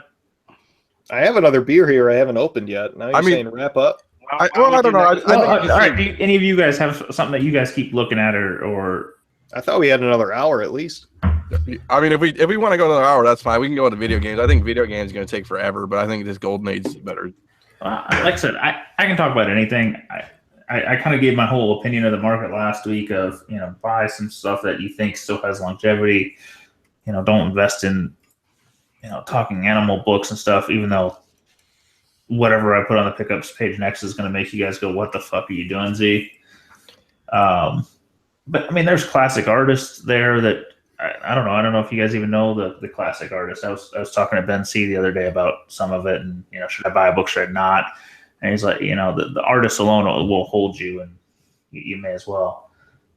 And I think that's something that if you're going to get into GA, just start looking at some of the covers. Look at the artists you like. I mean, the same kind of thing as now is there's people like Art Germs, people like Hughes, people like Delato, and you don't like all three per se, or you don't like all of them, but there's classic artists back there. There's the Schomburg covers that did a lot of the the Fighting Yank and Black Terror, and then he kind of moved over to Marvel a bit and did a lot of those. Did you just speak English? Because I don't have a clue with Schomburg and something. Schomburg is probably one of the biggest artists of the Golden Age. John, what years does Golden Age span? Don't ask me that. Listen, there's considered a platinum age. Golden Age in my mind is anything since Famous Funnies 1 until pretty much Showcase 4. Showcase is what, 58? Yeah, Ben will argue there's the Atomic Age, and some people won't. That kind of the 50s turned a bit into the Atomic Age, where the horror books and the sci-fi books kind of took over versus the superhero. They still ran, but they weren't as popular, and it wasn't kind of what was going on. I guess just so Z knows, according to Wikipedia, I mean that's a good source. The time span is between 38 and 50. So I don't know how true that is, but 38. It varies. eBay has a different one. eBay will call Golden Age up to almost 58 or 59, I think. They're saying on this Wikipedia page that Superman number 14 was the catalyst of the Golden Age. That's an asinine statement, but okay. Okay. Well, I mean, who wrote that? To most people, Action 1 is the Golden Age starter. Well, yeah. I mean, I'm looking at that on eBay every day, so I mean, it's I don't know.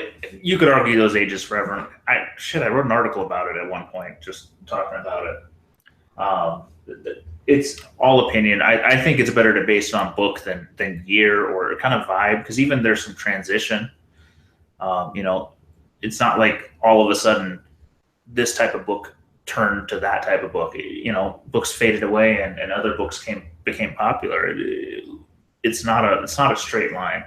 Yeah, I guess I don't want to give away what you're looking for. Obviously, I hate to do that, or even what Ben's looking for too, because I know Ben's a big Golden Age guy too. But any things out there that you could see that goes under the radar, books you see out there that I don't know that I think it's investing on ones that you don't think are going to go wrong. I mean, there's books I'm hesitant on. Listen, you can't go wrong with buying early action, early Superman, early Batman. Ben wrote a really good write-up on it years ago, and picking some of those DC characters is great. Wonder Woman is one that's probably going to have some value going up over time because she's become way more popular than she was a while ago. Superman, Batman are kind of like Spider-Man of Marvel Silver Age. It's always going to have demand. There's always a demand for Golden Age Batman, Golden Age Superman. I told you last week I had a want list, and I want to add back a pre-50 action in my collection. I don't usually focus on them because they're just so pricey in general. I think there's other things I like more, but I think it's a part of a nice, diverse investment portfolio. I don't think you're gonna. Not to say Golden Ages never explode, but you're not gonna get the same return as like a modern variant. You're going to get steady growth, though. There are a few that do crazy things. Like I mentioned before, that Black Cat 50 went nuts a few years ago because somebody mentioned Frazetta might have inked a page. Chamber Chills 19 is one that is really going crazy right now. I don't know why now versus before, but I know several guys in the group looking for it. I know several have sold, and the prices just keep going up. So there's always books like that. Good girl art's always going to sell. It's just finding your niche, though. I said, find the artist you like too. Well, that WoW book you posted was incredible. All right, that was a weird one that I don't know. I'd looked at some of those things before and didn't catch it, and then the last time I looked at it, I went, "Huh, that is a very familiar pose." Yeah. Those two next to each other. For those of you that don't get on the pickups page or didn't see it, I bought a WoW number 10, which is a Fawcett title tied to Captain Marvel, Shazam, so to speak. Fawcett was a really highly printed, same as DC. There was tons of copies of it, so it's rare, but not as rare as some of the other stuff. So, the main titles, Captain Marvel and Wiz, but some of these secondary titles, Mary Marvel and WoW, which featured Mary Marvel, some of the Captain Marvel Jr., great war covers and stuff. But this particular one, WoW number 10, happened to have Mary Marvel in a very similar pose and situation as Legion of Superheroes 23 with Supergirl variant. So I had seen it a while ago and had it on my watch list, hadn't seen a copy anywhere. I mean, I pulled Walker into the search, and he didn't find any. Damn. And I just happened to hit eBay. How did you find Walker that? Can't find it. Literally, I had looked for it for a long time and gave up. And I'm like, Tim, I'm pulling you in. And that same day, one popped up on eBay. Are you going to grade it? I don't know. Well, all you have to do is just mention Walker, and and the book appears. He listed it under There's only his been secret account. Oh, maybe we should eBay it, Z. Maybe there's only been one graded sale on the GPA, which doesn't include some of the auction houses. So who knows how many there were? But eBay has not seen one in a long time. Some of those books are rare. Like Mary Marvel was not as popular as the boy character. Same with Wonder Woman. Probably the same theory applies. Is those female characters did not have the following. Well, I'm glad you brought up Captain Marvel and the Marvel family. Because Wiz Comics, a great, I guess, golden age comic book. There's a bunch of them out there. Z, what do you think? I always see Captain Marvel, Wiz Comics out there. If you want to get funny, I got into comics because I went to an auction one time on New Year's Day. I think I mentioned it before, and saw an action go, and then I kind of started looking on eBay and researching and stuff, and I really thought, man, Shazam, Captain Marvel, he's the golden age character that's still alive, still around, still pumping, that seems to be undervalued. And I bought not a bunch because when I was getting into it, $100 an issue, $200, $300 an issue is a lot. Yep. I bought, I don't know, I got 10 or 15 issues of Captain Marvel Adventures in my head. I was going to buy a run, but then I realized, holy hell, that's going to cost me so much money. I can't do it. And I don't know. So I don't have many more than that, but I thought, man, this character is undervalued. And then, you heard The Rock getting into the Black Adam, and you're like, they're gonna make a movie. It's got to have some room for growth, but being that Wiz ran over 100 issues, Captain Marvel Adventures ran over 100 issues, and they were produced, I think, close to the millions per print run back then, because they just were everywhere. They were all over the place. Not to say that they exist still, but there was a bunch printed. And it's hard to find keys. There's the first Mary Marvel, there's the first Captain Marvel and Wiz 2, there's the first Captain Marvel Jr., which is actually in Masters Comics, I think, which is another kind of tertiary title. You got WoW, which had Mary Marvel running in it. Most of those characters had 2 titles each, kind of like now. But I think it's picking the covers that are going to be interesting. I think Captain Marvel has some that are just terrible covers or just so campy they don't look at Batman. They have some terrible covers that don't translate anymore. Same there, but pick ones that have space or something interesting on them. Focus on those covers, and those are probably the books to have. Yeah, I'm a sucker for All Flash Quarterly, man. That's a good book. God, it's just so cool, man. That and for me, like, I don't know around you guys, I don't see any Golden Age books. I mean, I understand, like, everybody's like, you're not gonna find Action Comics 1, but it's just, I mean, anything between Superman like 200 and low, you know what I'm saying? Like Superman, like even hundreds is hard to find around here. You know what I'm saying? Like, I don't know, maybe there's eBay onlys. If you got some money, I know where there's an All Flash Quarterly #1. Oh man, where is it? In that your neck of the woods there? There's been one at my half price books for the better part of 2 years. How much? How much? Oh, I want to say it's 2,500 or something. It's a big number. Is it in decent condition? It's in the 5s. It's not a great value. That's the thing. It's like right at, and nobody wants to buy it because they're like, eh. But it is a classic book. Yeah. I mean, I don't know. Like I said, I think the cover, it's the same. The covers are going to make your purchase for Golden Age. Nobody's reading them now. I mean, it's kind of like reading Superman. It's so dated. You're in the same boat for PCH too, pre-code horror. You know what I'm saying? The covers make it. You know what I'm saying? I hate to say it. People read some of that though because it's different. It's different. You won't see those kind of stories now.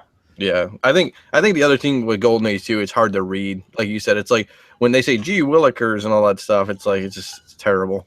I'm trying to read. I got on the digital kind of read and read. I don't know, quite a few issues of Captain Marvel and some of that stuff. It's so not connected to the world. Mm. I tried to read some of the Spider-Man, like from issue 1 on. It was pretty tough. I'm kind of trying to get my kid to read that stuff, so we'll see. That's the same thing with like Sensations comics. Like, it's hard to find books, man. It really is. Like, I like Sensation comic books, or I like Golden Age books. Just they're hard to find, and they're just I mean, like we all talked about. I think the UD guys brought it up too. Like trying to complete a full run of a comic book. Yeah. It's tough. I think you focus on what the cover has to offer. Mm-hmm. And you focus on eye appeal. I mean, if the back cover is torn up but the front cover is great, buy it. If the colors are bright and they're not faded and there's not just distracting damage, buy it. Would you? I guess here's another good question. Don't focus as much on the grade. Focus on the eye appeal. Would you ever buy a restored comic for Golden Age, being it's Golden Age? Yes. Mm. It depends on the book. I'm not just going to buy a Sensation 38. I don't even know if I don't think that's key, but I just picked one. Yeah. I bought a Exciting Comics 10 without a centerfold, which is the first Black Terror. Mm-hmm. It sticks to me because I'm a pharmacist, so he was a pharmacist character. That one just has always kind of been what I wanted. Price was decent. It's not, wasn't a steal, but I'm probably not going to see many copies. I've seen one copy up in 2 years, and unfortunately, I didn't have the money the other day when a 3.5 went up. There's only a handful of graded copies. They're going to go for multiple thousands. I grabbed this one for $700, and I'm happy to have it. If I saw a restored copy, I'd probably buy that. I think I remember that cover for the character, the pharmacist cover?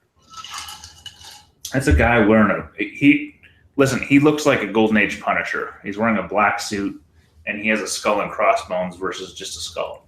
Well, what was the comic again? I'll look it up. Exciting 10.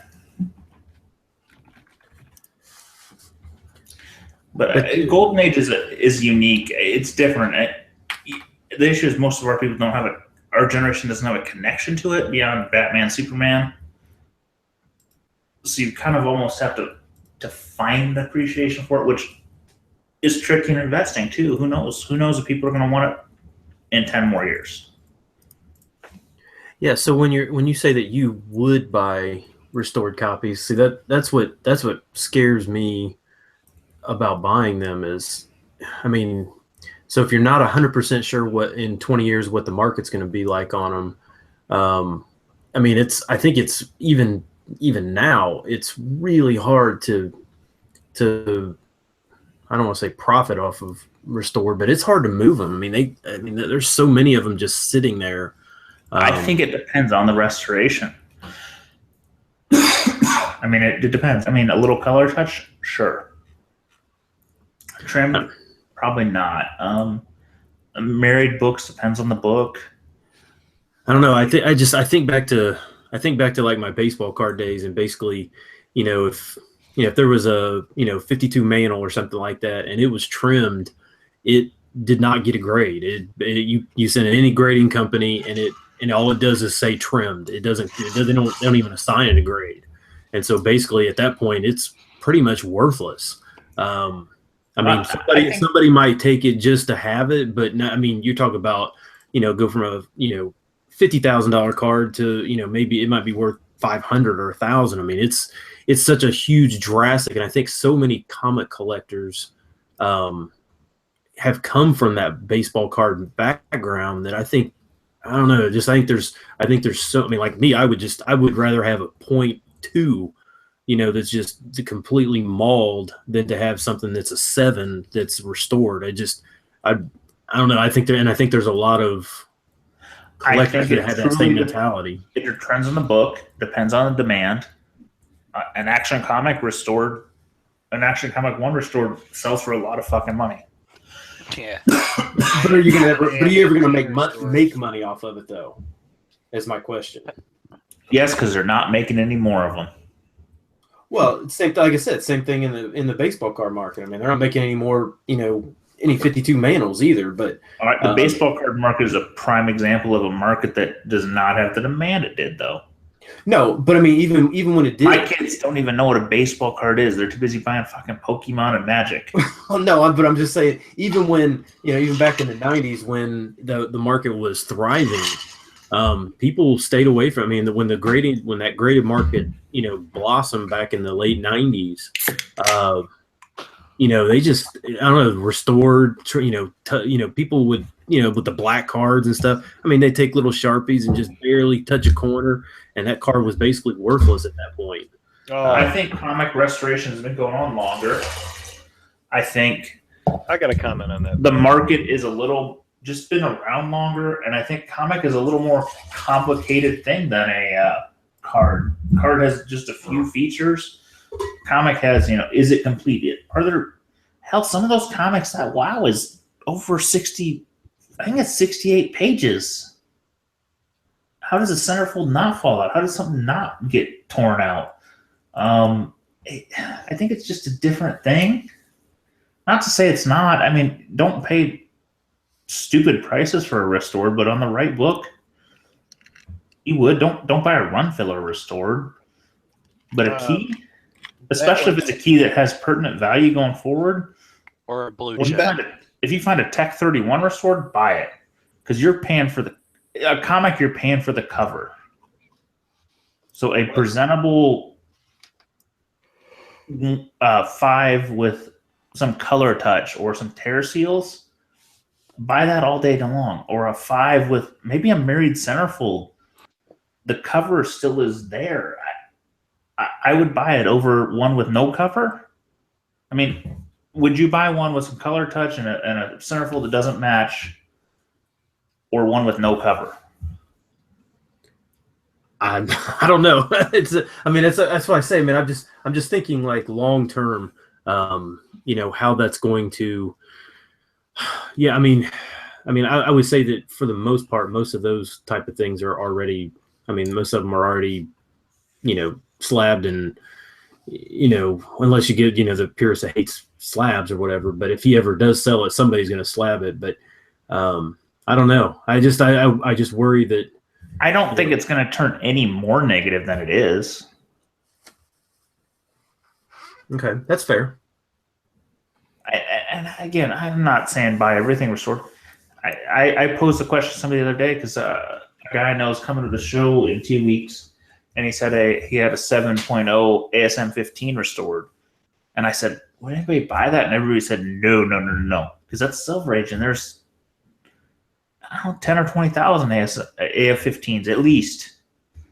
At least. Yeah, but when you Golden Age books. Yeah, when you start getting into that, like that's, I guess that's tough.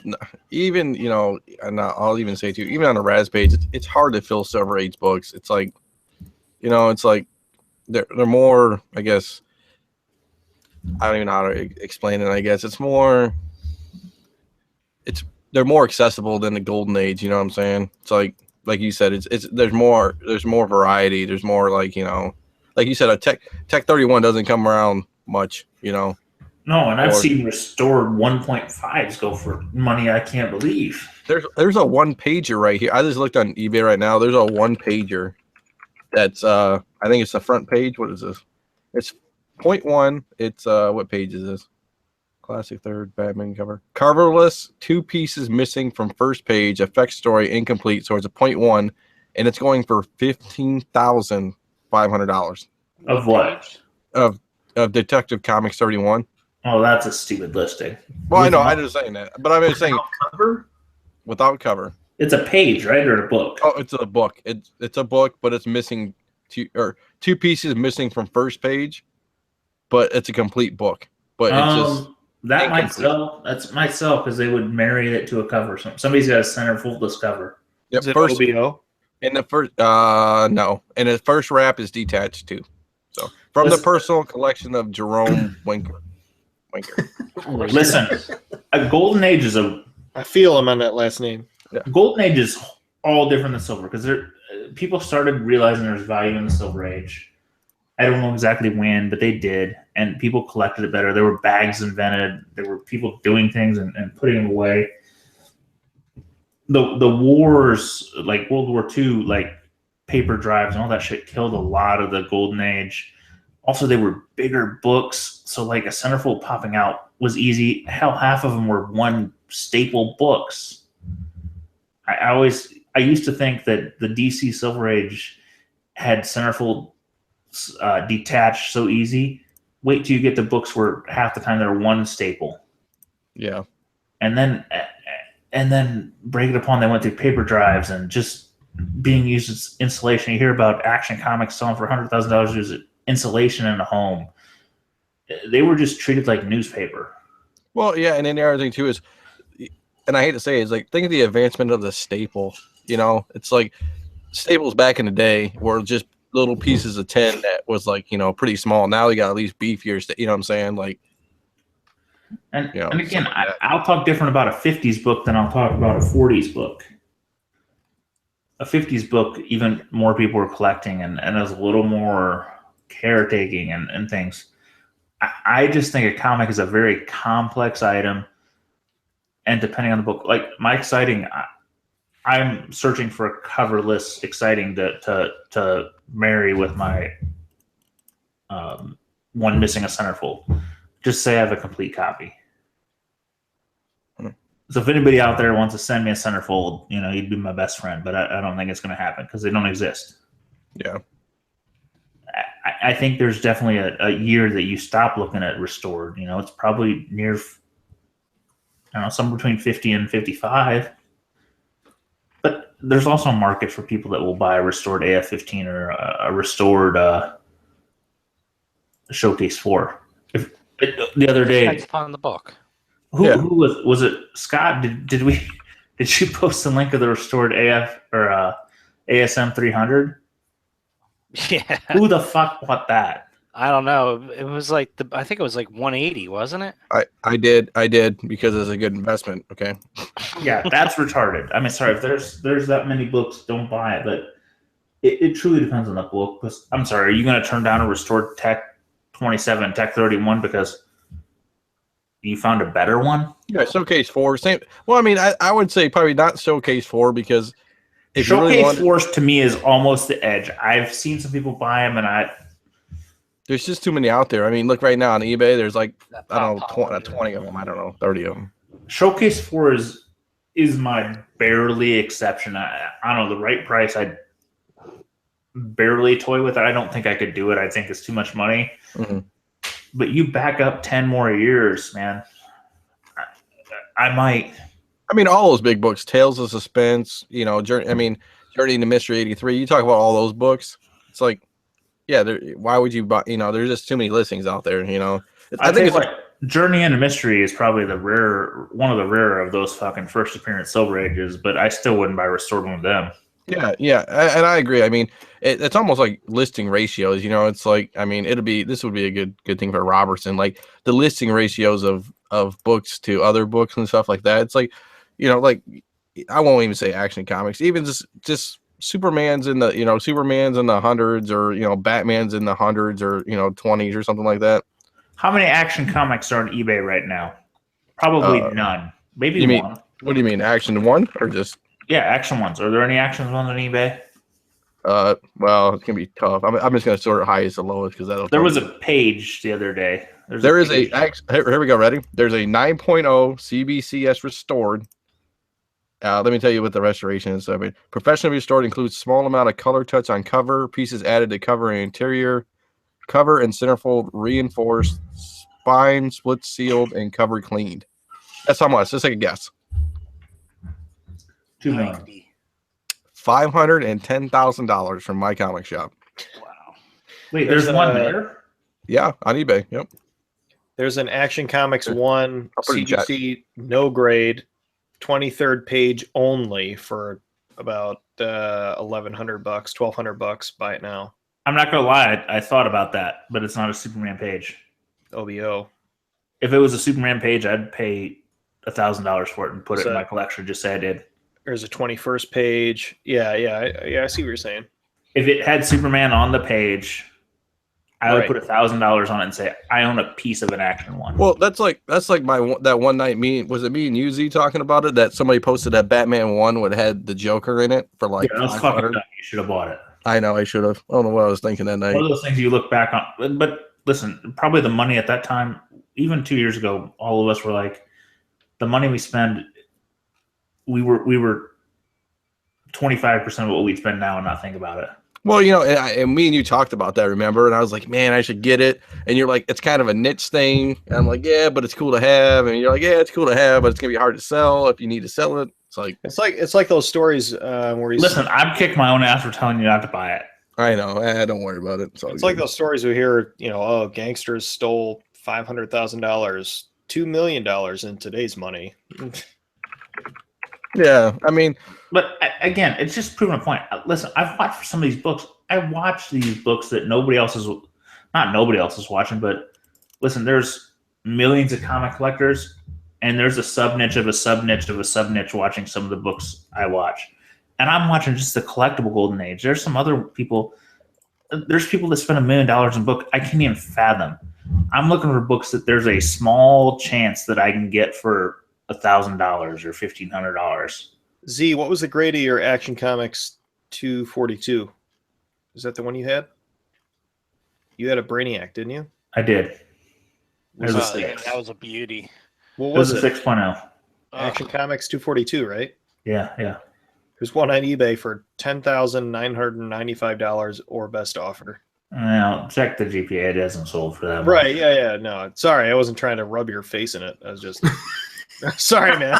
That believe it or not, that was a Timmy Walker special. Yeah, probably. Part of Paul's problems is Tim Walker could have bought it for less, and he just sat on it for too long. And I love the man. I remember talking to him. You were in that hangout, and he said, I was like, buy it. What are you thinking about, Tim? And I texted him and said, Tim, please buy this book. If you don't, I want to buy it. And he said, and there was a coupon code that went off, and he goes, well, I'm sure not buying it for $40 more. Oh my god. But who the fuck undergrades a book like 4 grades? Jesus.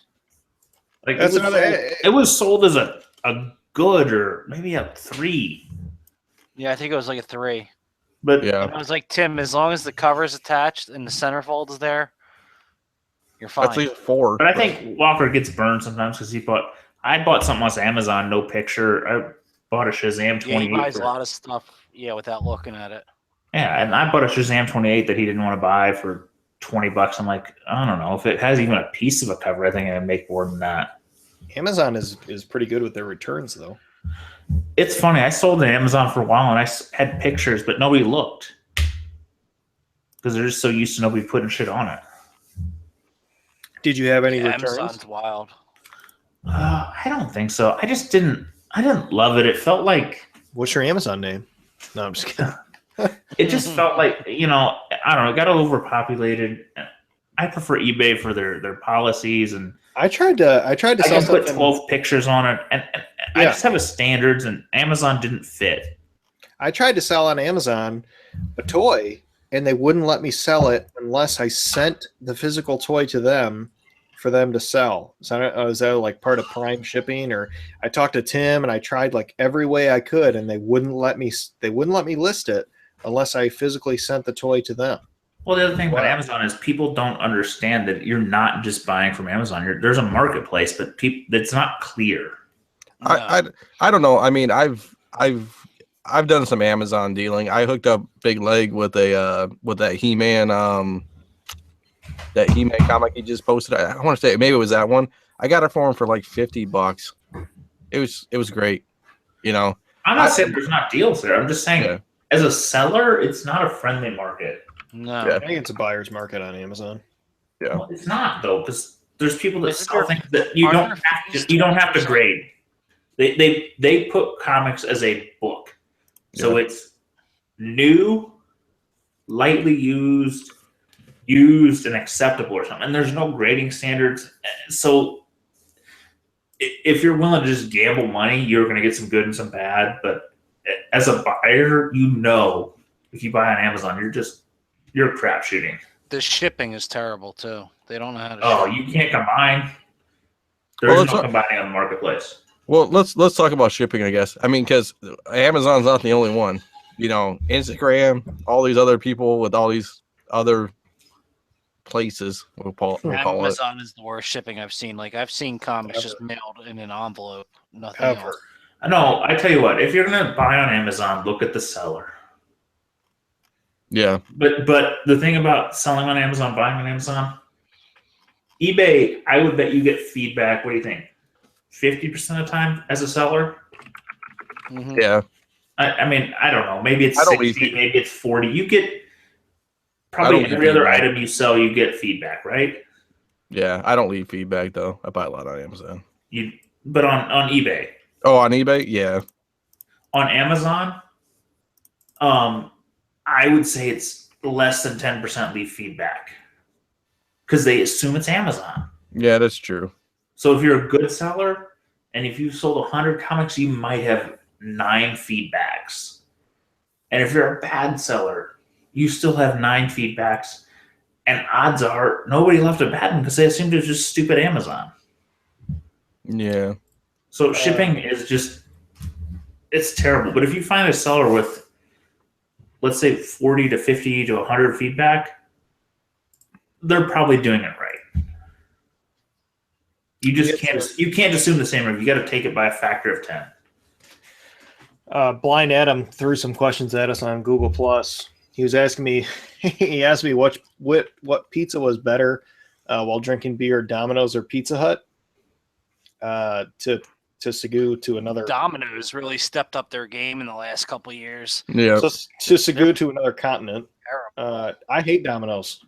What? I don't like it. I went there to a local Domino's and I got pizza on a whim to go. It was down a couple doors from my chiropractor, and expensive. They got. I just didn't like it. I don't know. Expensive? You can get a medium like 2 topping for like $8. $5.99 or something like that. Yeah. I don't know, man. My bill was crazy high. I don't know if I ordered like a bunch of specialty you got pizzas. man. I think I got. That's a Paul's Pizza problem. That is. Dude, it was. Yeah, I'm embarrassed to say how much I paid, but They're like, we're gonna get this the 2-day-old pizza. yeah, man. Their driver took my order, and That's and your then first he left. problem. Yeah, right, exactly. So the driver took my order at the cash register. Then I saw him walk out to do a delivery, and then I'm sitting there, and this girl's like, "Hey, because I asked for one of my pizzas to be cut in squares because my wife wanted it that way." She's like, "Balt, do you want this veggie cut in squares?" And I'm the only guy there, and I look up, I'm like, "Paul?" It's like, I don't know. Your name in the system is Balt. I'm like, Balt? What the fuck? Well, my name is Paul, but no, don't cut it in squares. I guess if it's gonna be a round pizza, it's like local Domino's does square pizzas. Like, Balt. What the hell? So my wife and I laughed about that one pretty good. Then I went to another pizza place locally. I think it was Pizza Hut, and I got my name wrong there too. So I don't know, man. Pizza places and me just don't mix apparently. Well, Paul, at least you don't have a name like Dino, where it's like spelled 15 different ways, and then it's Nino or some kind of crazy. Yeah, but your last name isn't Wiederhold. Well, that's true too. He asked, what was the second question? What female hero do we think deserves more cosplay love? I don't know. Harley Quinn. Yeah, right. The larger Harley Quinn. Yeah. I don't remember seeing very many people dressed up as like Black Cat or anything like that. Yeah, I wonder if X-23 is going to get some love at a con that is. Yeah. Starfire. Yeah, there's a lot out there. I rarely see Starfire. I see a lot of Ravens. Yeah, I haven't seen many Catwomen. I think Starfire requires a pretty in shape woman, though. I saw a nice Catwoman at Wizard World Philly last year. Then he's asking. Sorry, I'm blowing through these, Adam. But he said she was a Philly or at Wizard World Philly. Wizard World Philly. Oh, I thought you said she was a Philly. She was a little Philly. He was asking if we could spec on any action figure line from the mid '80s. What would it be and why? He was thinking Superpowers or Secret Wars, but action figure line from the '80s, I'd have to say either G.I. Joe or Transformers. So here's something. I was talking to my brother about this. He's got a used toy store near him that like buys and sells shit. Is that Kokomo? No. Oh, Kokomo represent. That's where my cousin's from. There's a big shop in Kokomo, but the thing is, he said that like you can bring in TMTs or whatever you want to bring in. If you don't have weapons and accessories, they're almost throwaway to them. Hmm. It's the little pieces that got lost, the guns, the nunchucks, the whatever. If you just got the guys, not to say you can't make a little money, but most of those resellers, those stores, they don't want them. Yeah, real quick. Ben was talking about guys who would mark with permanent marker on the baseball cards or sports cards. Don't fuck up the hobby for other people. Speaking of action figures, there are people who will go into the store and bend the corner of the boxes of every other toy except the one they're going to buy. Ugh. And there are people who will Scumbag. There are people who will return toys. I know the Marvel Legends, I think. Yeah, they changed the figure. I've seen that. Well, I haven't heard of the change of figure, but they take the pieces. So let's say you're going to build a Juggernaut or something. They'll return the figure with the Juggernaut piece missing. I mean, I've seen them just swap the figure out too. Wow. No, I saw that because I was at a comic shop trying to explain to my kids like there was an Annihilus figure in like a Legends box, and they're like, well, there's an arm, there's a leg, there's another leg, and I go, okay, so do the math. How many dollars do you have to spend to get that whole figure? And they're like, $45. Do you need that figure? Yeah, maybe not. So just don't do stupid stuff like that. He was asking real quick, better Batman key, 155 or 171? What's 171? First Silver Age Riddler. It's like I a like the cover of pinkish Riddler better. red. It's a pinkish red cover. Yeah, I like the tornado. The 155 is the Penguin one, right? 155 is a terrible cover. Yeah, 155 is Yeah. yeah. Ugh. With the Yeah, what is diamond he dragon. He's The like dragon one. flying on his. No, that's not him. It's a dragon. It's a dragon one. Oh, okay. He's not even on the cover. Yeah, I'll show Oh you. yeah. Side note: 156, one of the best covers in Batman. Yeah, I think those are, on a side note, though, Die, Robin, die. I do think those And, Oh, yeah, like that's a good one. Shit. Yeah, 155 cover is terrible. Wow. I think 156. I'm telling you guys, buy that bitch. I've never had this happen. I Googled Batman without the number sign, just Batman space 156 and hit images. It's all that wow, cover. that's awesome. Except for like the 6th or 7th image. That's crazy. How many times does Robin die? It's not a real die. It's Oh, like you a, ruined it. You ruined it. I was gonna read it.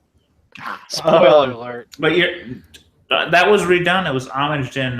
Listen, I'm going on a tangent here.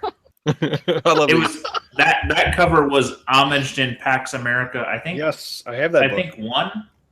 Pax America something, because I have it somewhere. I would actually, if somebody wants to sell me a 9.8, let me know. I would like it just for my PC. But everybody associates that image with Infinite Crisis 8 and Supergirl and Superman, and everybody says they homage that. I would question you to look at that and say that Infinite Crisis 8 doesn't homage Batman 156. Oh, it does. It definitely does. I'll see if I can find my old listing, Z. But and then his last question was, if you could go, what con would we go to? New York or San Diego? Baltimore. Baltimore. Yeah, I think we're all. Yeah, Dino was saying everybody here is pretty much going to Baltimore at least. Between option B and A and B, I'd go to San Diego though. Yeah, I would. San I Diego can't has do- some great exclusives. I can't do the lines, man. It kills me. Like New York and San Diego have the same lines. At least you're in San Diego versus New York. New York's dirty. yeah. I mean, Yeah. I San don't- Diego it's is more of a always sunny and clean. okay. How about this one, boys? Which one would you rather sell at, San Diego or New York? Neither. Neither. Nobody's buying comics at either of those fucking places. I guess I was at Motor City last year, and I was talking to this one vendor, and they told me they split spots at New York or San Diego, whatever. So you get your square, and then you get like a spot on a square, inside the booth, and that's how you pay for these enormous things.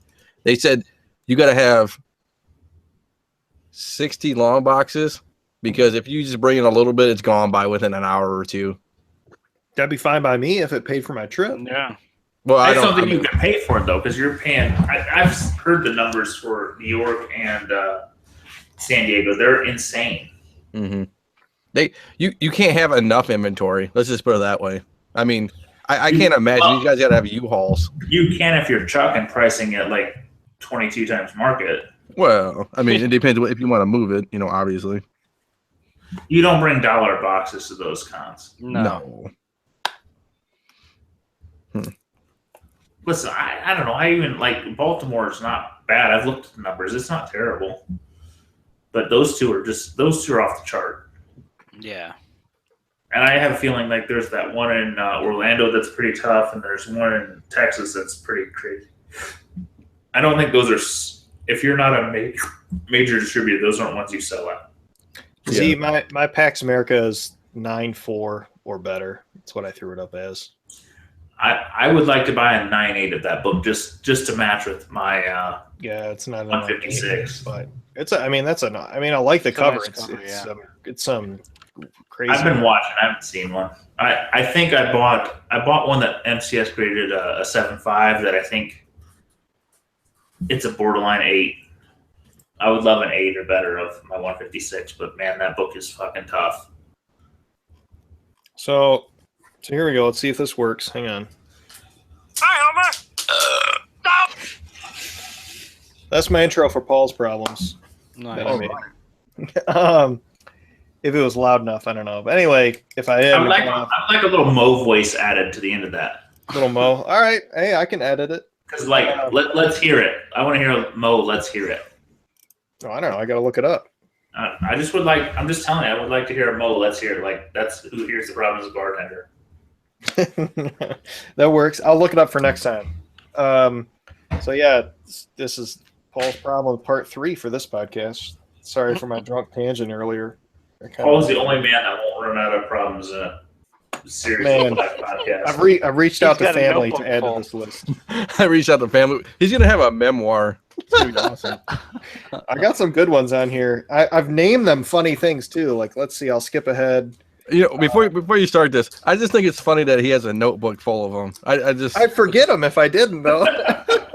I mean, you do stupid shit in life, and you're like, man, I never want to think of that. And then you end up on a podcast where people love to hear the stupid shit you did, and you got to make a list. I hope Paul's number 6, because some other guys, like Devo or JB, is going to have to come up with a problem that competes. Yeah, it's just stupid shit you did.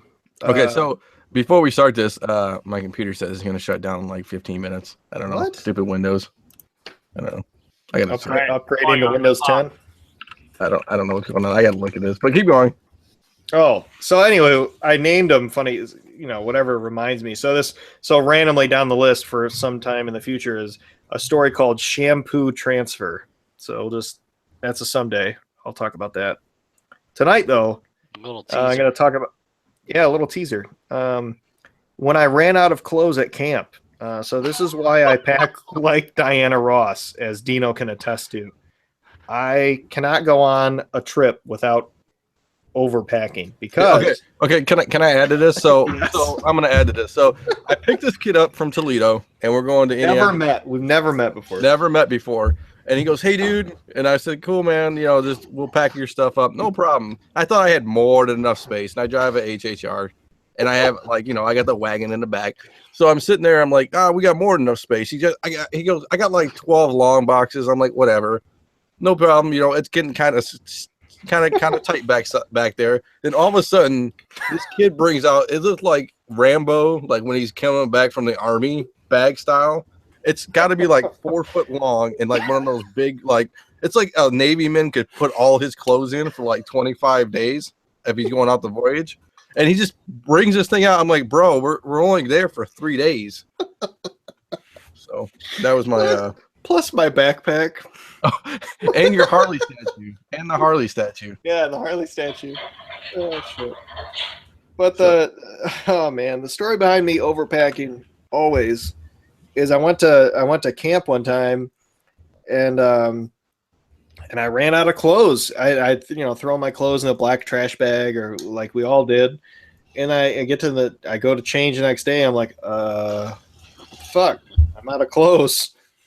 So I didn't have any choice. I had to go into my black trash bag, my greenhouse, nasty dumpster bag, and wear some of the clothes that I'd already, because this is Paul's problem. I'm not smart enough to be like, I'll just, this shirt's hasn't been in the greenhouse yet, so I'll just, rewear this shirt or take something off the top or something or whatever. I just take a whole new outfit from this stank bag and put it on.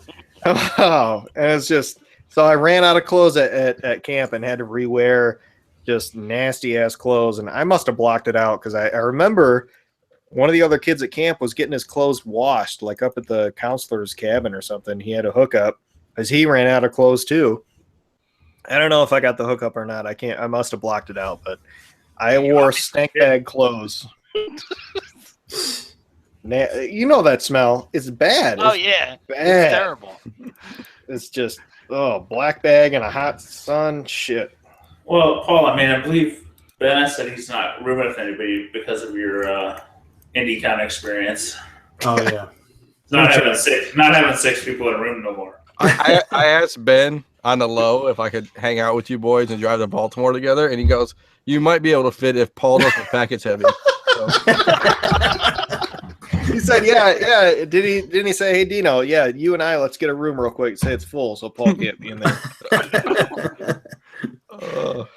Paul's gonna be the fucking stepchild of Baltimore. Paul kills me because he goes to Indy. He's like, "Hey, did you guys bring some food? I brought like ramen noodles, some grilled cheese." Like, I'm like, man, we can go to the grocery, man, if you want any food. We left a lot of food in that fridge, though. Well, I know I did.